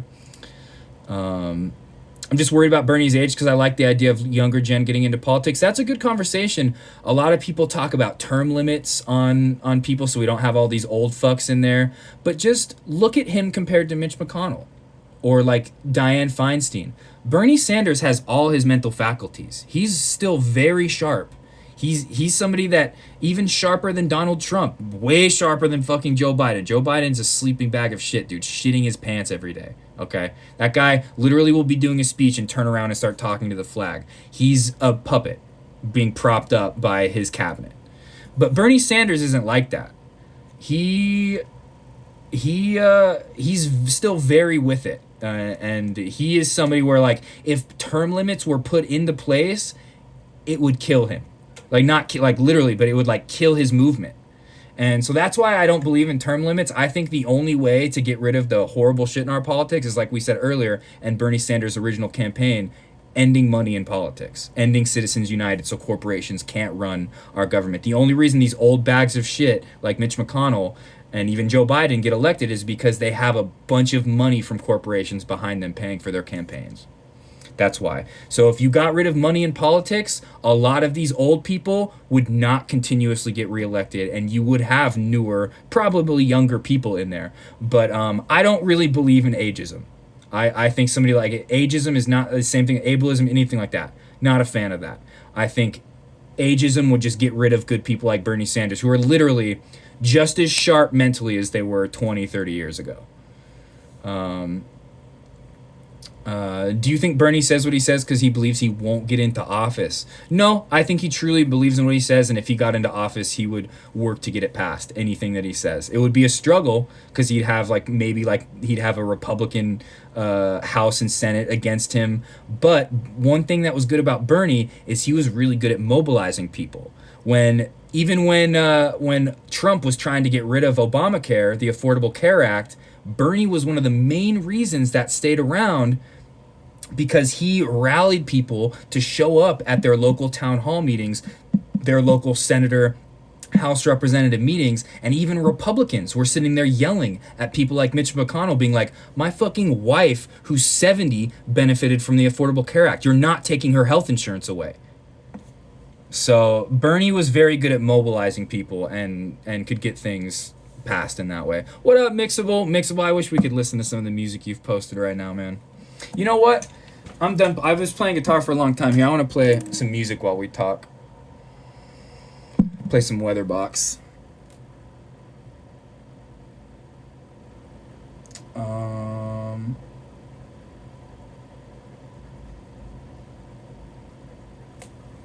Oh shit, hold on. I gotta mute you guys for 1 second. Give me a minute.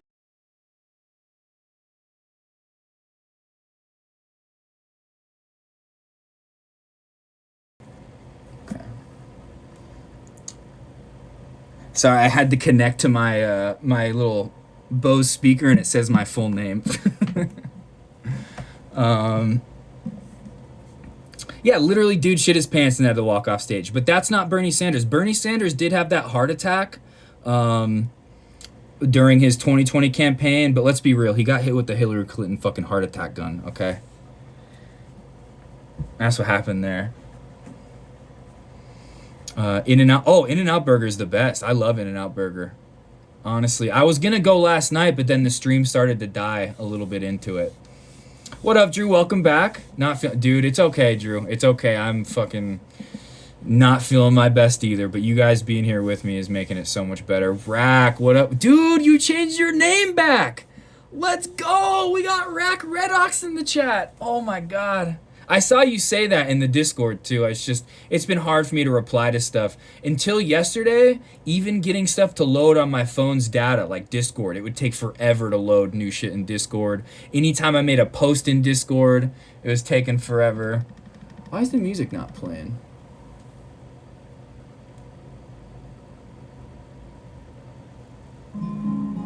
There we go.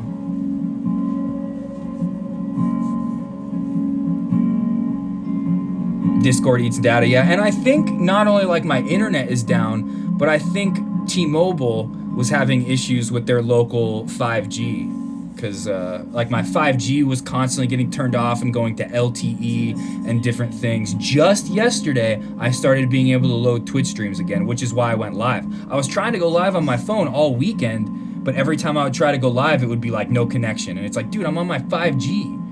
But this Las Vegas infrastructure just was not built for this storm that we had. It says My Lord Inaban Incorporated. Yeah, no, it says my full name, so I had to mute. Rack is back. Let's go. Yeah, Cody, Rack's been in chat for a long time. He was R6, yeah, exactly, R6D for chat, in chat. But yeah, Rack was one of the first people I roleplayed with in your server. There's a clip of us on my Instagram if you scroll all the way down. When you came and raided Grapeseed, as Cody Hawkins. Me and Rack were defending it. You brought like a bus with zombies, and you were like shooting at us from a roof. No, that was a beautiful clip, Rack. That was beautiful. Like I said, I would meet people who sounded my age in that server, maybe like in their 20s, whatever. They were always the most boring fucking people to roleplay with. It was always people like you, Zoop with the squeaky ass voices, who were down to laugh and have fun. Down for that pogs per minute, you know. How's your memory so good? All the weed that I smoked for the past 16 years, from the moment I woke up till I went to bed, it actually helped my memory. You know, Cody, I just was thinking when my internet's back up, I kind of want to come and do some more In-A-Band roleplay. I want to come back. I have some ideas for In-A-Band. I want to do what I said, where In-A-Band, since Rick Grimes is dead, I'm never going to play him again because of the 5M rules. I want to come and have In-A-Band take over Hillside.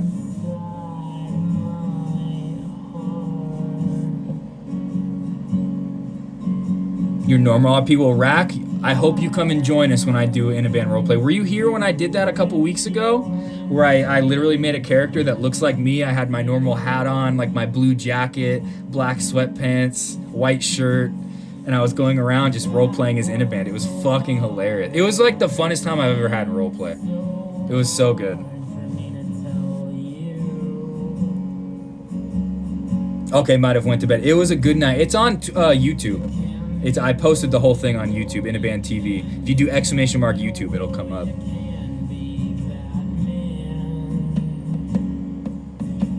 In-A-Band. I think my first name was Inna and the last name was Band, but I could do that too. Yeah.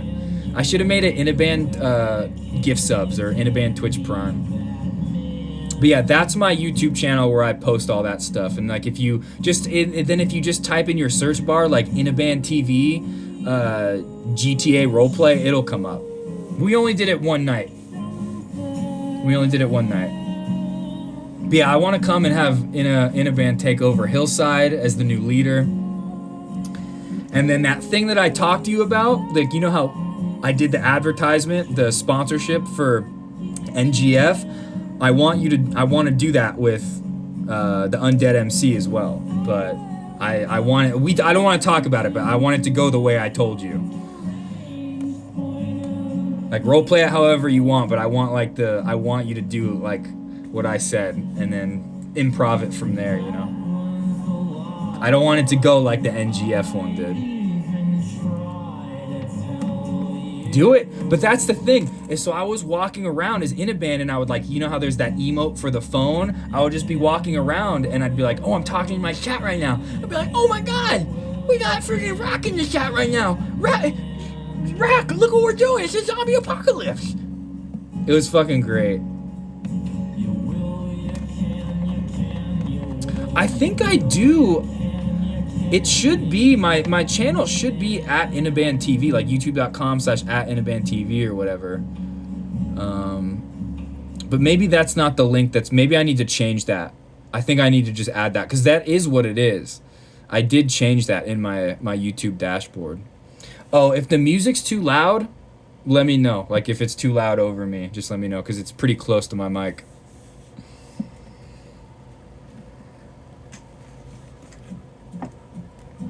Actually, I want to turn it up a little bit.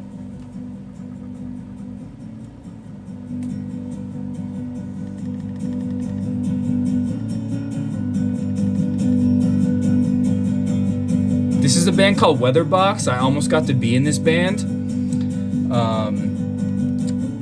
One of my favorite bands. I played a show with them. My band 1819 played their local show here when they played here in my city. And I hung out with the singer afterwards, and he's like the main guy in the band. He sings and plays guitar, and he writes all the music, and like basically every album, almost sometimes every few tours, he has like a whole new backing band with him, and they just learn all the parts. And I got his email that night, and I was like, yo, if you ever need a guitar player for a tour, I'll do it. And then I emailed him a couple months later, and I was like, yo, you need a guitar player? I'm down. And then he emailed me back the next day. He's like, I'm calling your bluff. And I was like, it's not a bluff, bro. And he sent me like unreleased music, stuff that there was only like a couple YouTube videos of them playing it live, but it was on the upcoming album that they were recording. And he was like, learn these songs, learn all these old ones. And I was sitting there at work, like fucking not doing work. I was just playing my guitar, trying to learn all these parts, and I was learning them. And I already knew a lot of his songs.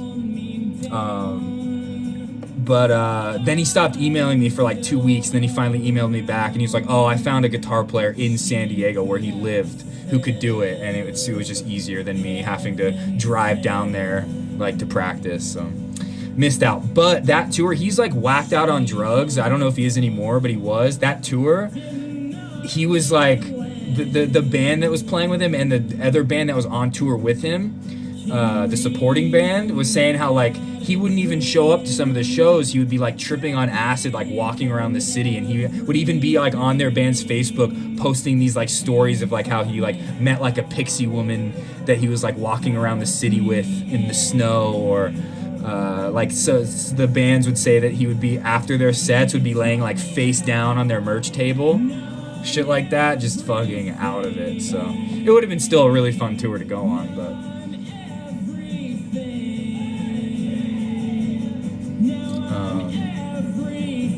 you should do that. Thank you, Rack.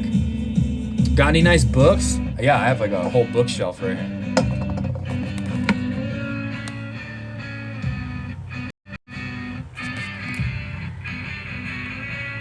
Got some Noam Chomsky, Kurt Vonnegut, some Albert Camus. My friend right here, this is his like poetry books. Local spoken word artist. A bunch of all my old college textbooks and things like that. My notebooks. Got some Walking Dead comics up there. Old college textbooks up there. I got old yearbooks and things like that. And then this area used to be my smoking area where I had my pipe and everything set up, my e-nail, my dab rig, but that's all my pipes right there now. Because I don't smoke weed anymore. I've missed smoking weed the past few days, though.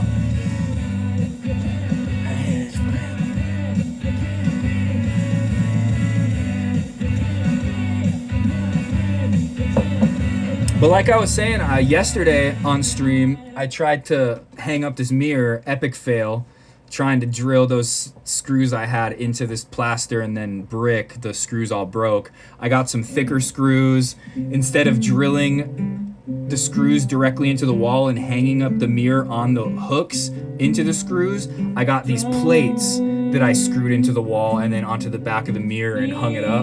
Way better. And then yesterday on stream, for anybody that was here, I showed it earlier, I hung up some of my vinyl on my wall. This was inspired by Maya, 6GodM, or Yaya, a friend of the show. I was watching her live the other day, and in her room, she had all her vinyls hanging up on her wall. And I'm like, oh, that's sick. Here, I'll go through them again. I went through it earlier. But, top left, Duck Little Brother Duck, Friends band from Portland, one of my favorite bands of all time. The second one in, Weatherbox, the band we're currently listening to. It's their first album ever. Like I said, I almost played in that band. Then Terra Milos, the next one, great album from them. The one all the way to the right, my friend's band, Southtown Lanes and Place Called Home. It's a split. Southtown Lanes is on one side, Place Called Home is on the other. Toured with both of them a bunch of times. Bottom left, Two Nights, great band. Then Protest the Hero, not their best album, but one of my favorite bands. As Tall as Lions, one of my favorite bands from high school. And then the motherfucking Blues Brothers, okay? And then over here, I got Ito at the bottom. That's Namdi, the homie Namdi. We listen to his music all the time on stream. That one song, Dedication, it's Dedication. He was the drummer for that band. The next one up, the rest are 7 inches, which is something your mom is very used to from me. Anyway, Duck Little Brother Duck, the first band up there, that's their 7-inch, the white one. Then the second white one is Holding On to Sound, my favorite band from Vegas. They're some of my best friends in real life. And then Sad History Month, which is also a split with a band called My Dad on the other side. And then Cobra Skulls, a band that Holding On to Sound, that second band, second 7-inch, they went on tour with them. And they're like a Fat Records band. Fat Records is the one owned by Fat Mike from NoFX.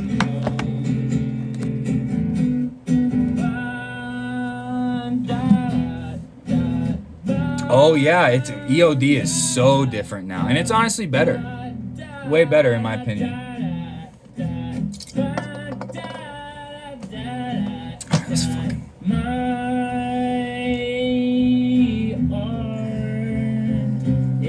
Not that good art. My art is not that good art. So this album from Weatherbox, it was their second or third.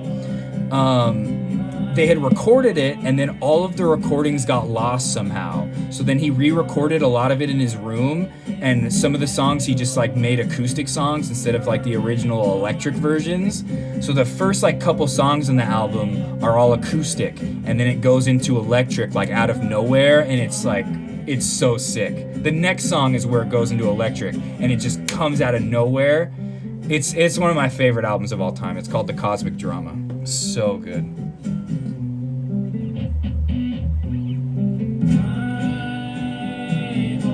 Ooh, sleep well, Rack. I'm glad you popped in, man. I appreciate the lurks so much, dude. I miss you guys so much, man. I miss just doing normal streams. I really do.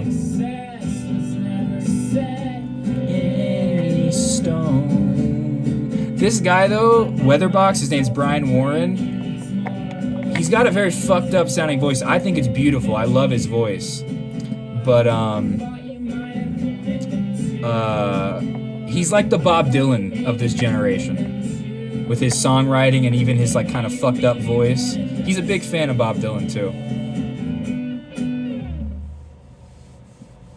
Thank you, Rackham. Thank you so much for being here, man. Miss you guys. We'll hopefully my internet's back tomorrow. If not, we'll just keep doing this every night until I have internet again. Tonight it's running good though. It hasn't, like, because yesterday it cut out at like an hour and a half to where it stopped working.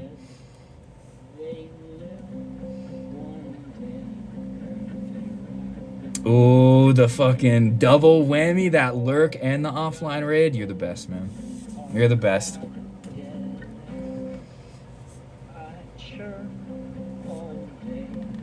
Here. We're gonna listen. I want you guys to hear this, like, transition from the acoustic to the electric part of the album. Pale as they may be, I'm darker every day. Stop growing, but it is not my mind.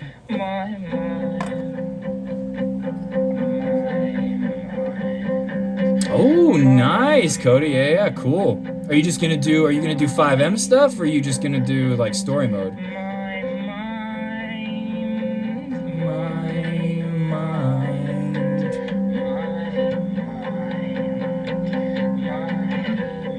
Mills, I would love to. Once I'm back at my desktop, just post that shit in the Discord, man. I would love to.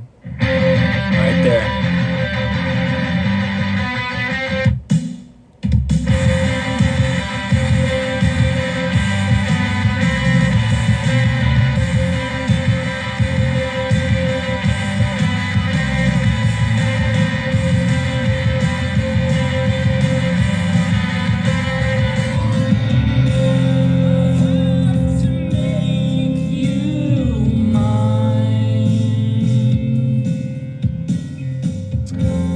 Dude, it's my internet, because I don't even run my streams on Wi-Fi. I run my streams on Ethernet, but it's just my internet. My whole neighborhood's out. There was a storm in Vegas over the weekend, and it knocked out my local fiber box, and I'm just waiting for them to fix it.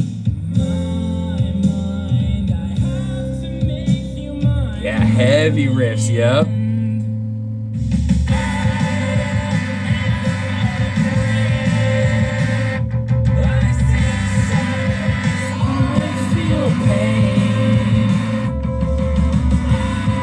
Crow, what's up, dude? Sorry I missed that resub last night. It's really hard to see that shit on mobile streams. I didn't see it till after the stream.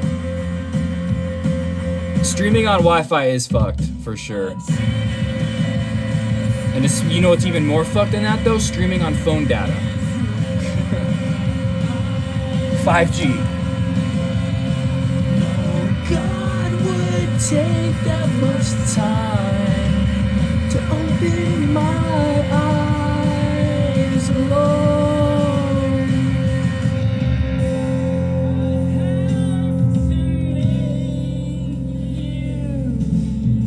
It's funny though, yeah. It's the best I can do right now. And I just hope this lets you guys know how much I fucking love hanging out with you and miss you. Like I said, I would have done it earlier, but the storm also, not only did it fuck up my internet, it fucked up like my phone's like local data, like my 5G, to where like I couldn't even load Twitch streams all weekend. I couldn't watch any until yesterday. And that's why I went live yesterday, is because finally it told me I was able to go live. Every time I tried, it was like, no internet. And I was like, bro, I have 5G. I literally stream TwitchCon on 5G, basically.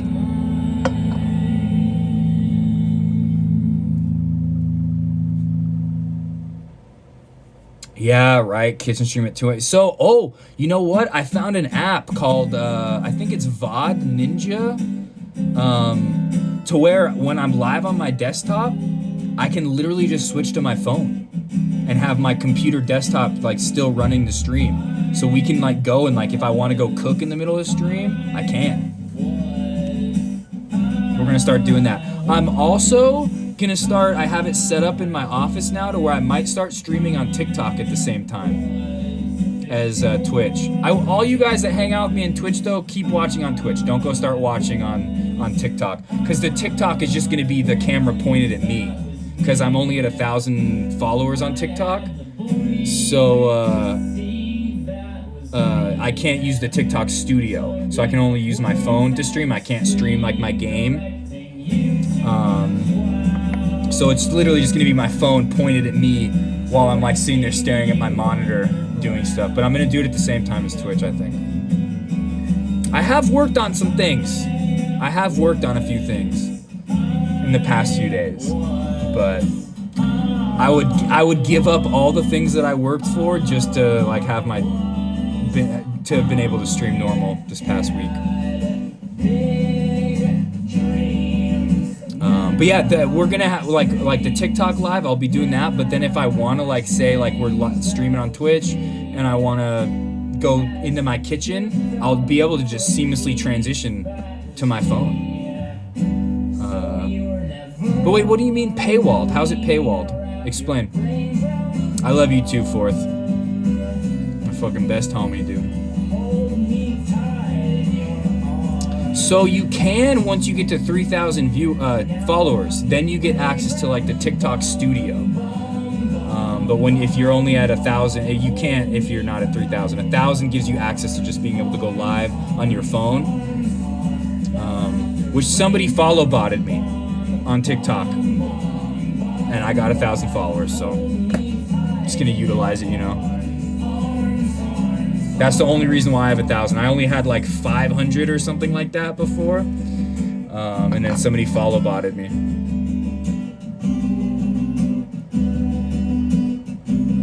Oh, dude, normal OBS is so much better than Streamlabs OBS. Streamlabs OBS is like user friendly and it's very connected with other things, like with Streamlabs and things like that, but OBS is the way to go. Got a long way to go, yeah, bro. Like like I said, unless somebody fucking follow botted me on TikTok, I wouldn't be at 1,000. Which I think follow botting is cringe as fuck. I would never, ever do that to myself. Ever. It's so cringe. People that do that to themselves are fucking cringe, dude. But somebody did it to me, so I'm just gonna take advantage of it. Ooh, thank you, Booney. Booney, where you been, bro? I've missed you. What's good? Why is your internet down? There was a storm and it knocked out the local internet, the fiber box in my neighborhood, and just waiting for them to fix it.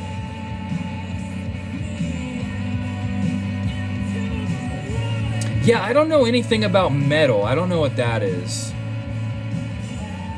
I don't know what that is at all.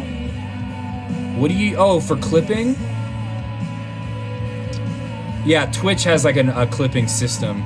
And then I think there's YouTube clips, right? You could clip stuff on YouTube, like from your streams and things like that.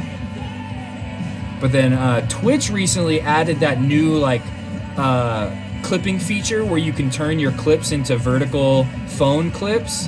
But I don't like it because it deletes the original clip and just replaces it with the new vertical clip. I wish it would keep the original and make the vertical clip. So I still just take mine to a website called Streamladder, and I just turn it vertical myself. Ooh, Booney, if you do that, if you get to a high enough level, when Fourth and I play again, you could join us. We had that co-op that we were doing, and there was a room for I think maybe 1 or maybe even 2. Maybe it was a max of 4 people. If you were to join us at like base level, it would be really hard for you and you would die nonstop. But if you start playing and you get to like the level that we were at, you could join us. It'd be fun as fuck. Here I go, where'd I go? We died so many times, but then we got to a point to where we were good and we weren't dying, you know? But then there were still some bosses where it'd be like, fuck, we're dying, we gotta go level up some more. But we got to a point to where we were fucking people up. Later, elbows. Is the music too loud right now? Here I go, where'd I go? Here I go, where'd I go? All your beliefs, I can show you what I see.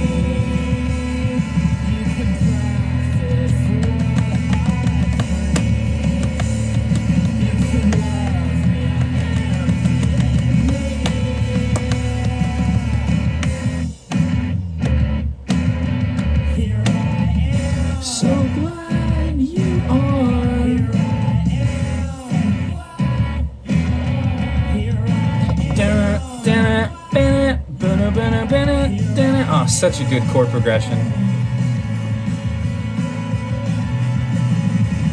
I never die. That's good. But no, like I said, Booney, if you wanted to, you'd be more than welcome to join us, and you could join us at level 1 if you wanted. It's just gonna be rough for you. It's gonna be rough. But that game, there's people that do entire level 1 runs, so you just got to be good at dodging.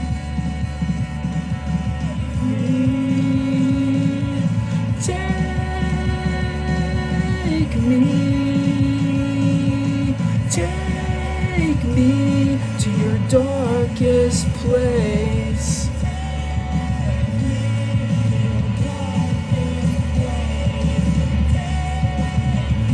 Oh, really?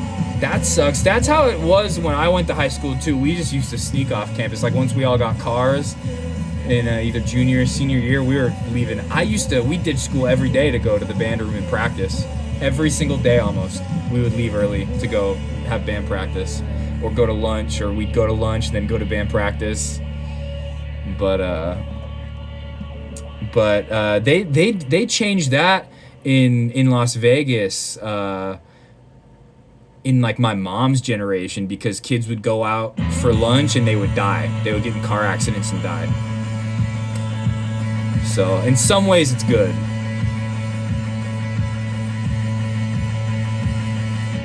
I must remember not to kill NPC this time. Do you mean that NPC that Fourth and I killed in the beginning of our run that fucked us from being able to go and do that one boss? Yeah, don't do that.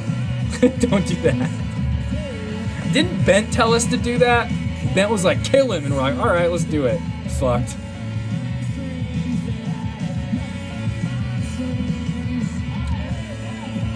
If the music's too loud, let me know. I just turned it down a little bit.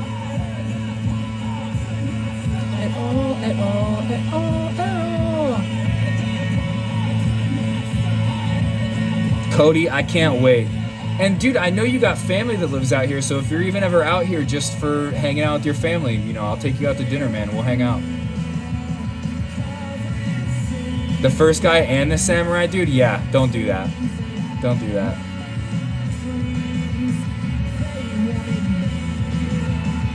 Oh, yeah. Say, you know, no, we didn't have police officers, but yeah, we had campus monitors, like, but no, yeah, we didn't have police. But yeah, like I said, it's for the best, because kids will go out and die during school hours, like getting in car wrecks and shit like that. But I would ditch almost every day, okay, to go to band practice. Here, wait, hold on, guys. Okay. Woo! Woo!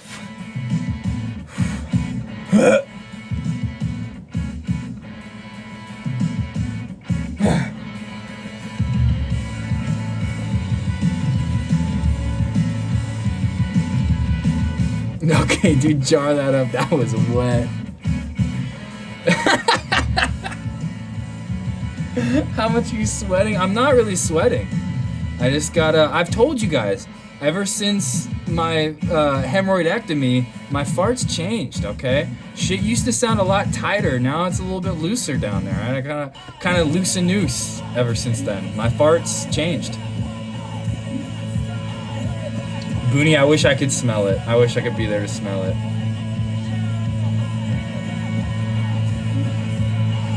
How much you sweat?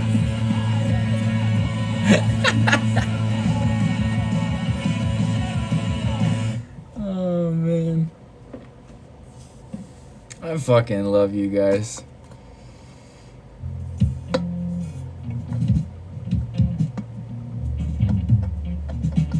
Yo, I can't wait for the homie Maya 6GodM to come in this chat one day. I have such a funny thing planned. Two things actually for when that happens. Her and I are basically besties at this point.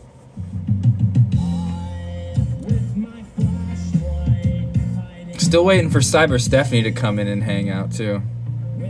That was actually Brian talking true. True.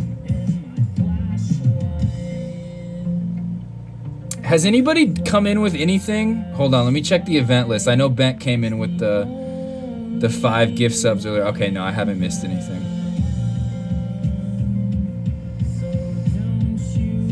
Oh, I love this song. My flashlight is the only bright, but it's also black. It wants me back.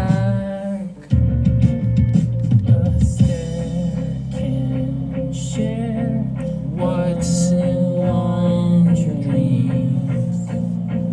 I swear to take care of what's in front of me.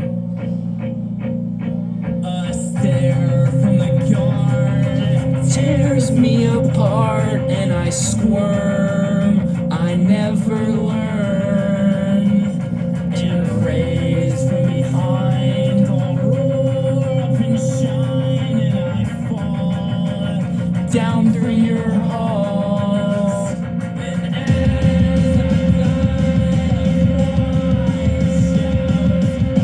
like I said, I was almost in this band. Almost so close.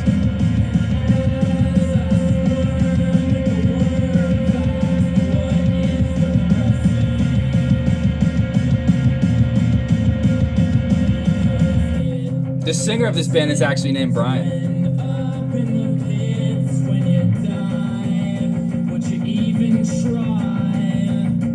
Well, Cody, you know what? I'm here whenever you're here, man. I'll take you out.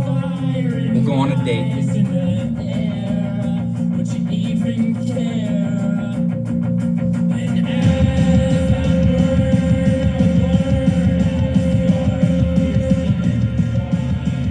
I think I'm gonna go grab another yerba real quick.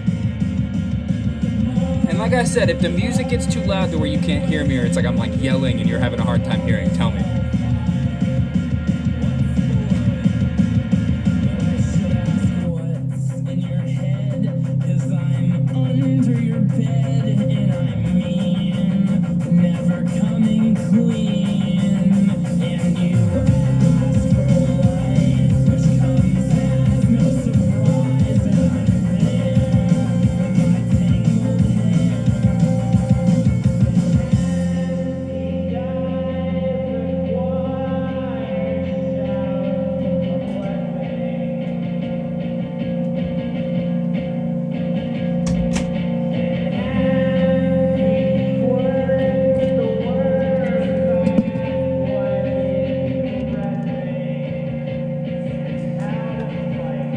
Oh, you can see yourself in the mirror? Let's go.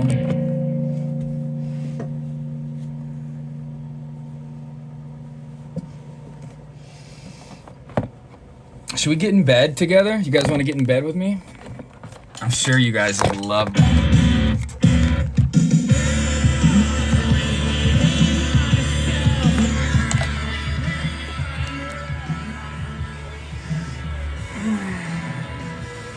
Your guys' moms, right here, they know this bed so well. So well. Alright guys, this is the portion of the stream. We're going to move over to Kick right now. We're going to go over to Kick and we're going to get into some some interesting shit. Hold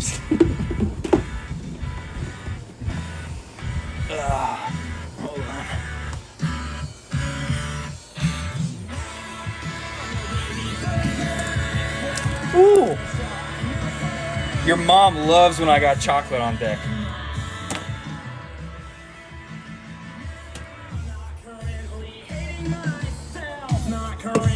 Look at these pictures of Max. Look at old Maxie. That's not Bernie, by the way. That's Max.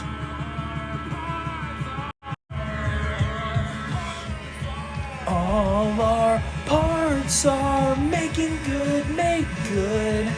Making good, make good. Making good, make good. But yeah, your friend's cracked at drums. Tell him to come be in my band. I need a drummer.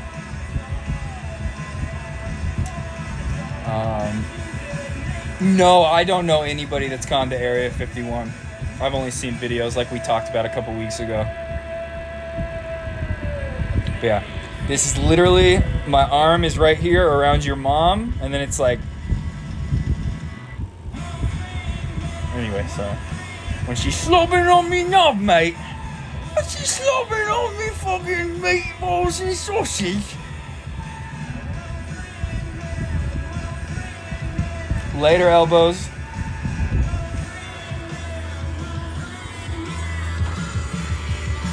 Little green man, little green man, little green man, little green man.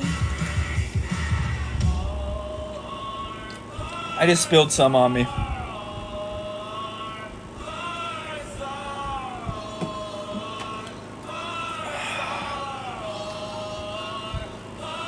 Oh yeah, do it, man. Do it. I'll check it out on the Discord. I can't look at it now. I wish I could just pull that shit up, but I can't. I'll check it out after stream, though.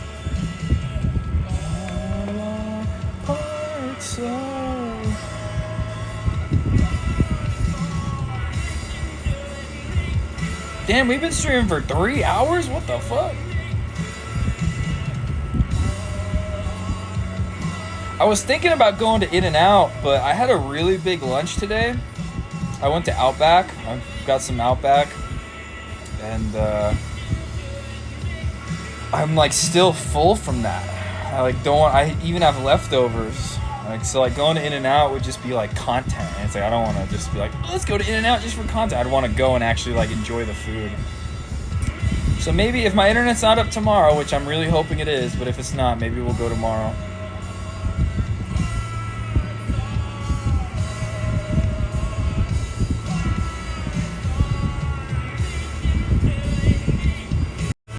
Look at my mirror that I hung up. Look at that shit. Look at that shit, dude.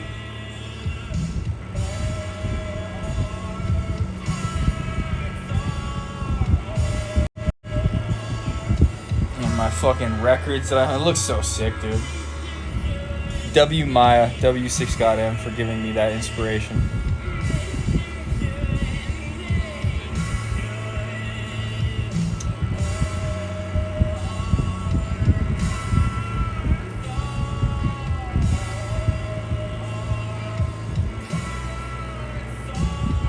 God, I want to play Dark and Darker so bad right now. Like I was saying, I said it earlier, but I'm going to sign up for the Game Pass again. And I think we're going to mix in some Armored Core and some Texas Chainsaw Massacre in with Dark and Darker. But I say that now, also knowing full well that I could just go fully back to Dark and Darker and not want to play anything else. But I do want to try Armored Core and play Texas Chainsaw again.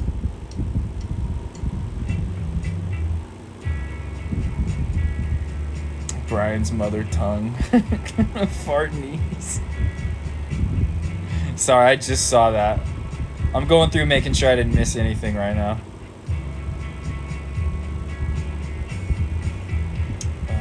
I don't think I missed anything. If I do miss anything, it's hard for me to read chat. I literally have to like look at the screen. So if I miss anything, just retype it.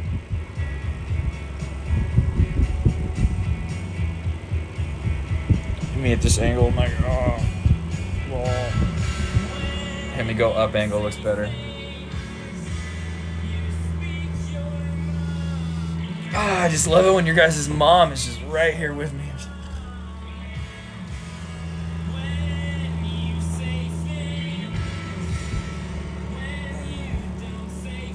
Yeah, Armored Core seems fun. I was watching some people play it. It seems cool. And like I wasn't gonna buy it. It's too expensive, but since it's on Game Pass, like of course. Same thing with Texas Chainsaw. And I remember, I don't know if Chad's still in here, but Chad said he'd play some Texas with me. Hopefully that game is cross-platform, because we both have it on the Game Pass, but I've run into some issues where if people are playing on the Xbox, even if it's through Game Pass, they can't play with people who are doing Game Pass through the PC. So hopefully that game is cross-platform like that. And then Armored Core, is there any co-op to that? Anything like that? Anybody know? Thumb of nervousness off when I don't say things heave and ho. I to and fro, I never gently, I never merrily row. Nice things if you don't mean them, and you should not say mean things at all. Don't say nice things if you don't mean them. Don't say mean things at all. Again, leaving me speechless. Again, leaving me speechless. Again, leaving me speechless. Again, introverted I am, going to hell in a handbasket, delicate colored sand, no shoes.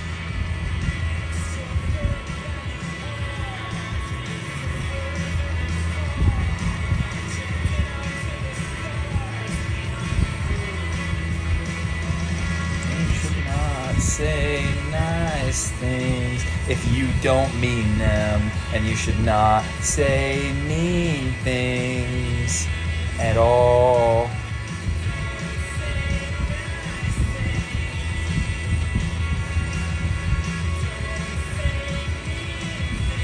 Oh, wait a minute. Why does my title still say that?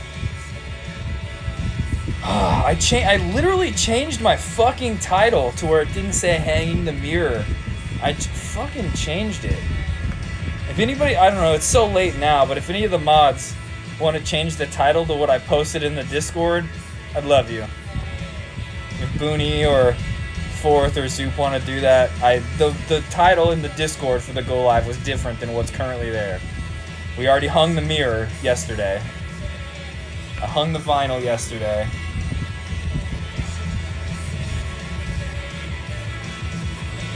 The same thing happened yesterday though. I changed it and it didn't change. But yeah, so for Armored Core, does anybody know? Mixable, do you know? Is that like co-op at all, multiplayer? Or is it just single player? That's gonna be fun. I love mech games like that. I've always loved mech suits and stuff. So that'll be fun to like do an Elden Ring style mech game. We'll do it on the hardest difficulty.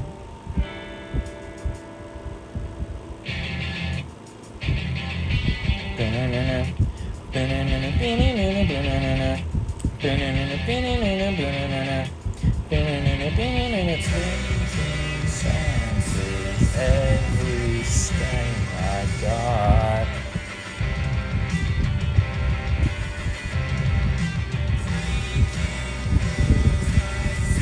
Who's still with me? Who's in chat?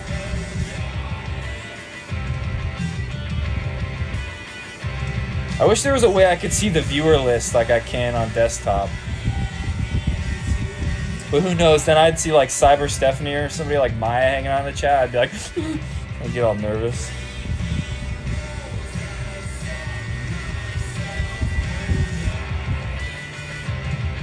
Here, can I set up my tripod right now?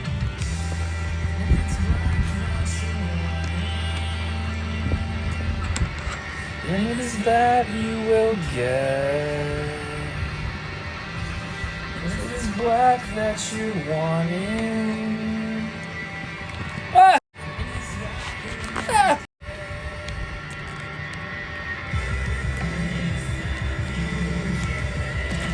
You guys can hear me over the music, right?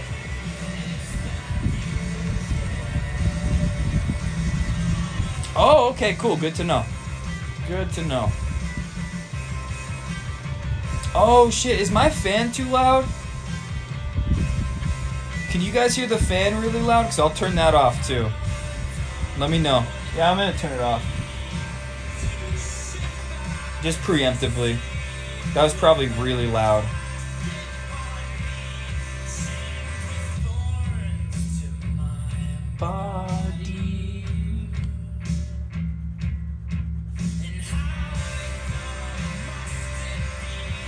for an entire country to have people like these. They are thought watering the lobby. Just like we were talking about earlier. These politicians black watering the lobby, man. Pieces of shit. Of my family.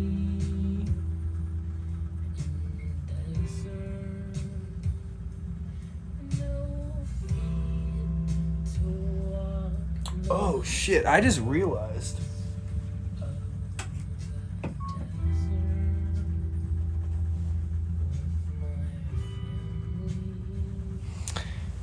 Hopefully, it sounds good, right? The mic, because I just realized that my Bluetooth is still hooked up on my phone and my AirPod is like out. So I was like, fuck, what if it was like using my AirPod mic? But no, it sounds fine, right?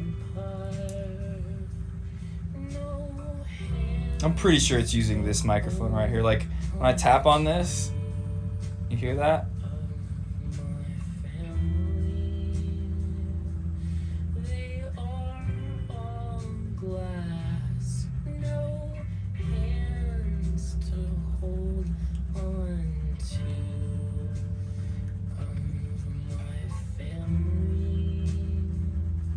Their Bluetooth is off. Yeah, it's good. Okay. When I first started, this microphone wasn't plugged in, and Bodhi told me it sounded like shit, and so I quickly plugged the microphone in. But I think it sounds like shit when I don't have the microphone plugged in because of my phone case. I think the phone case that I have on fucks up the microphone, but it would sound better without the phone case. But this microphone that I have hooked up to it is way better. So, dead expressions.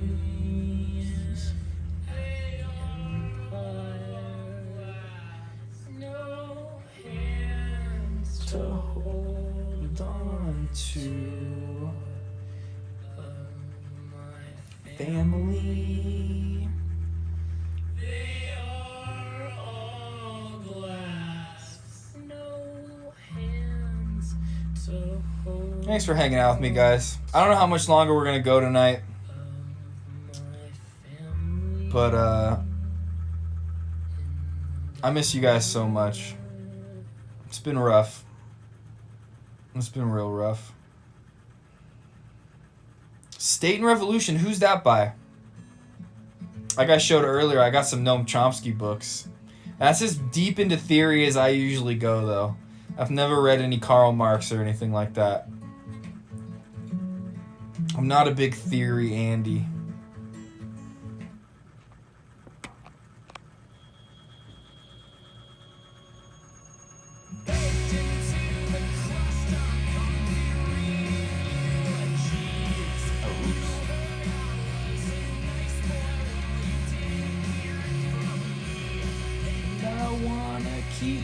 Hooded head. Oh, Lenin? Okay, nice. Yeah, see, I've never read any of that. Never read any of it. I'm sure I agree with a lot of it. I'm sure a lot of it's very based. But, even Noam Chomsky stuff is just sometimes it's way too hard to read. I'll read a paragraph, I'll be like, what the fuck did he just say? And, yeah, just never been a big theory person. I don't feel like my politics have ever been affected by that, but I'd probably be smarter if I read more theory.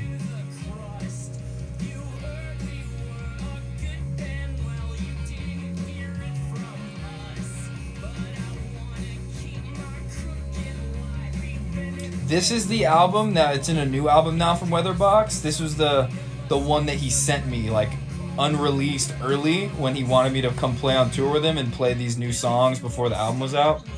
He sent me like 4 songs from this unreleased, and I learned them. Like I said, when he first asked me to play, I was like, I knew a lot of his songs already, his old songs, but this, like I didn't know the full songs, I only knew parts of them, but the other parts were easy to learn and just by ear, and then I was learning all these songs by ear that were unreleased. It was so sick. I still have them. They're like these unmixed, unmastered versions of the songs from this album.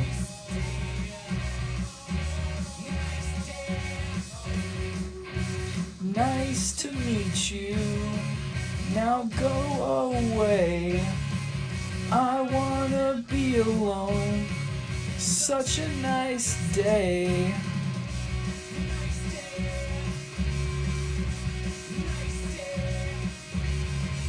Me either just started. You know who's really into theory is Bent. Bentley, he's working right now. Bent used to hang out and chat like the whole time because he worked at a bank where he was like in the background at the bank, so he could like have stream up on his phone and he'd be in chat. But he got transferred to this new position that he has to be at for like 15 months, and so he can usually only come in stream here and there. But he's very big on theory. He's very smart. He's somebody in chat that like if there's something that like I'm not too versed on, I would always be like, what's Bent's take on this? Or like what's the theory behind this? Bent knee.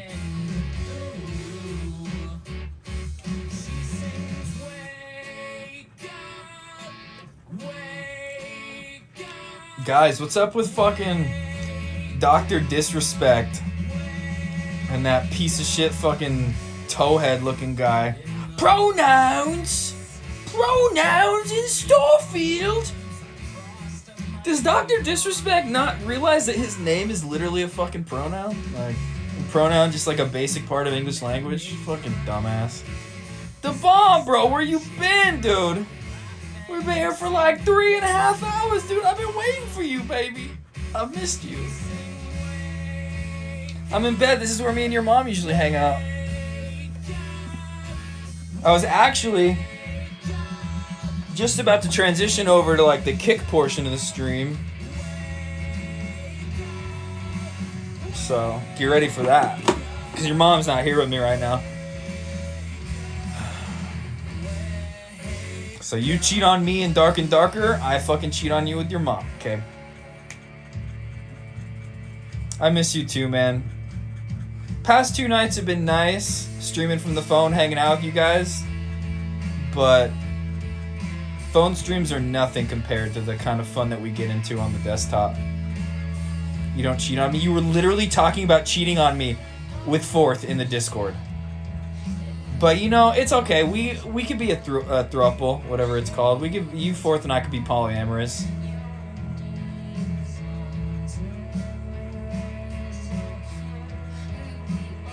Ooh, the bougies. You know, one of my that band Holding On to Sound that I showed you the 7-inch on the wall, and like I said, your mom's very, very accustomed to my 7-inch. But that 7-inch up there, Holding On to Sound, they had a side band called the Bougie Bastards. It was so funny, such a good band. But yeah, no, that's exactly how it goes, man. That's exactly how it goes. And they distract us with bullshit racist rhetoric and the idea of meritocracy, that if you just work hard, you'll be as rich as them one day, when they got all their money from intergenerational wealth or exploiting people.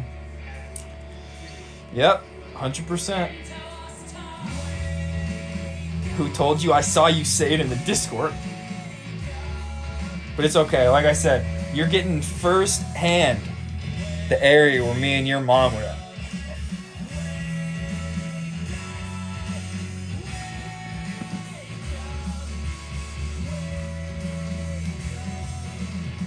But yeah, the bomb. So we were. I played guitar for like the first hour and a half. Then we were just kind of chilling over there, talking over in my little sit-down area. Now we're just listening to some music, chilling.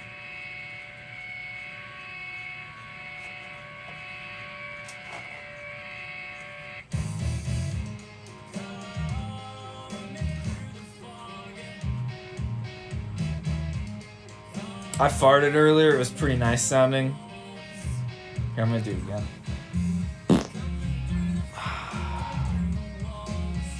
I don't have a gate on this microphone, so my farts get picked up like that.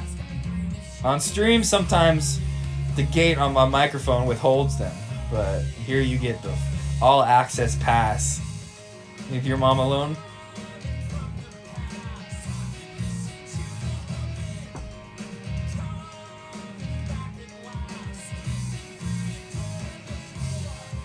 Man, I wish I had some weed to smoke right now. That'd be fun. That'd be fun.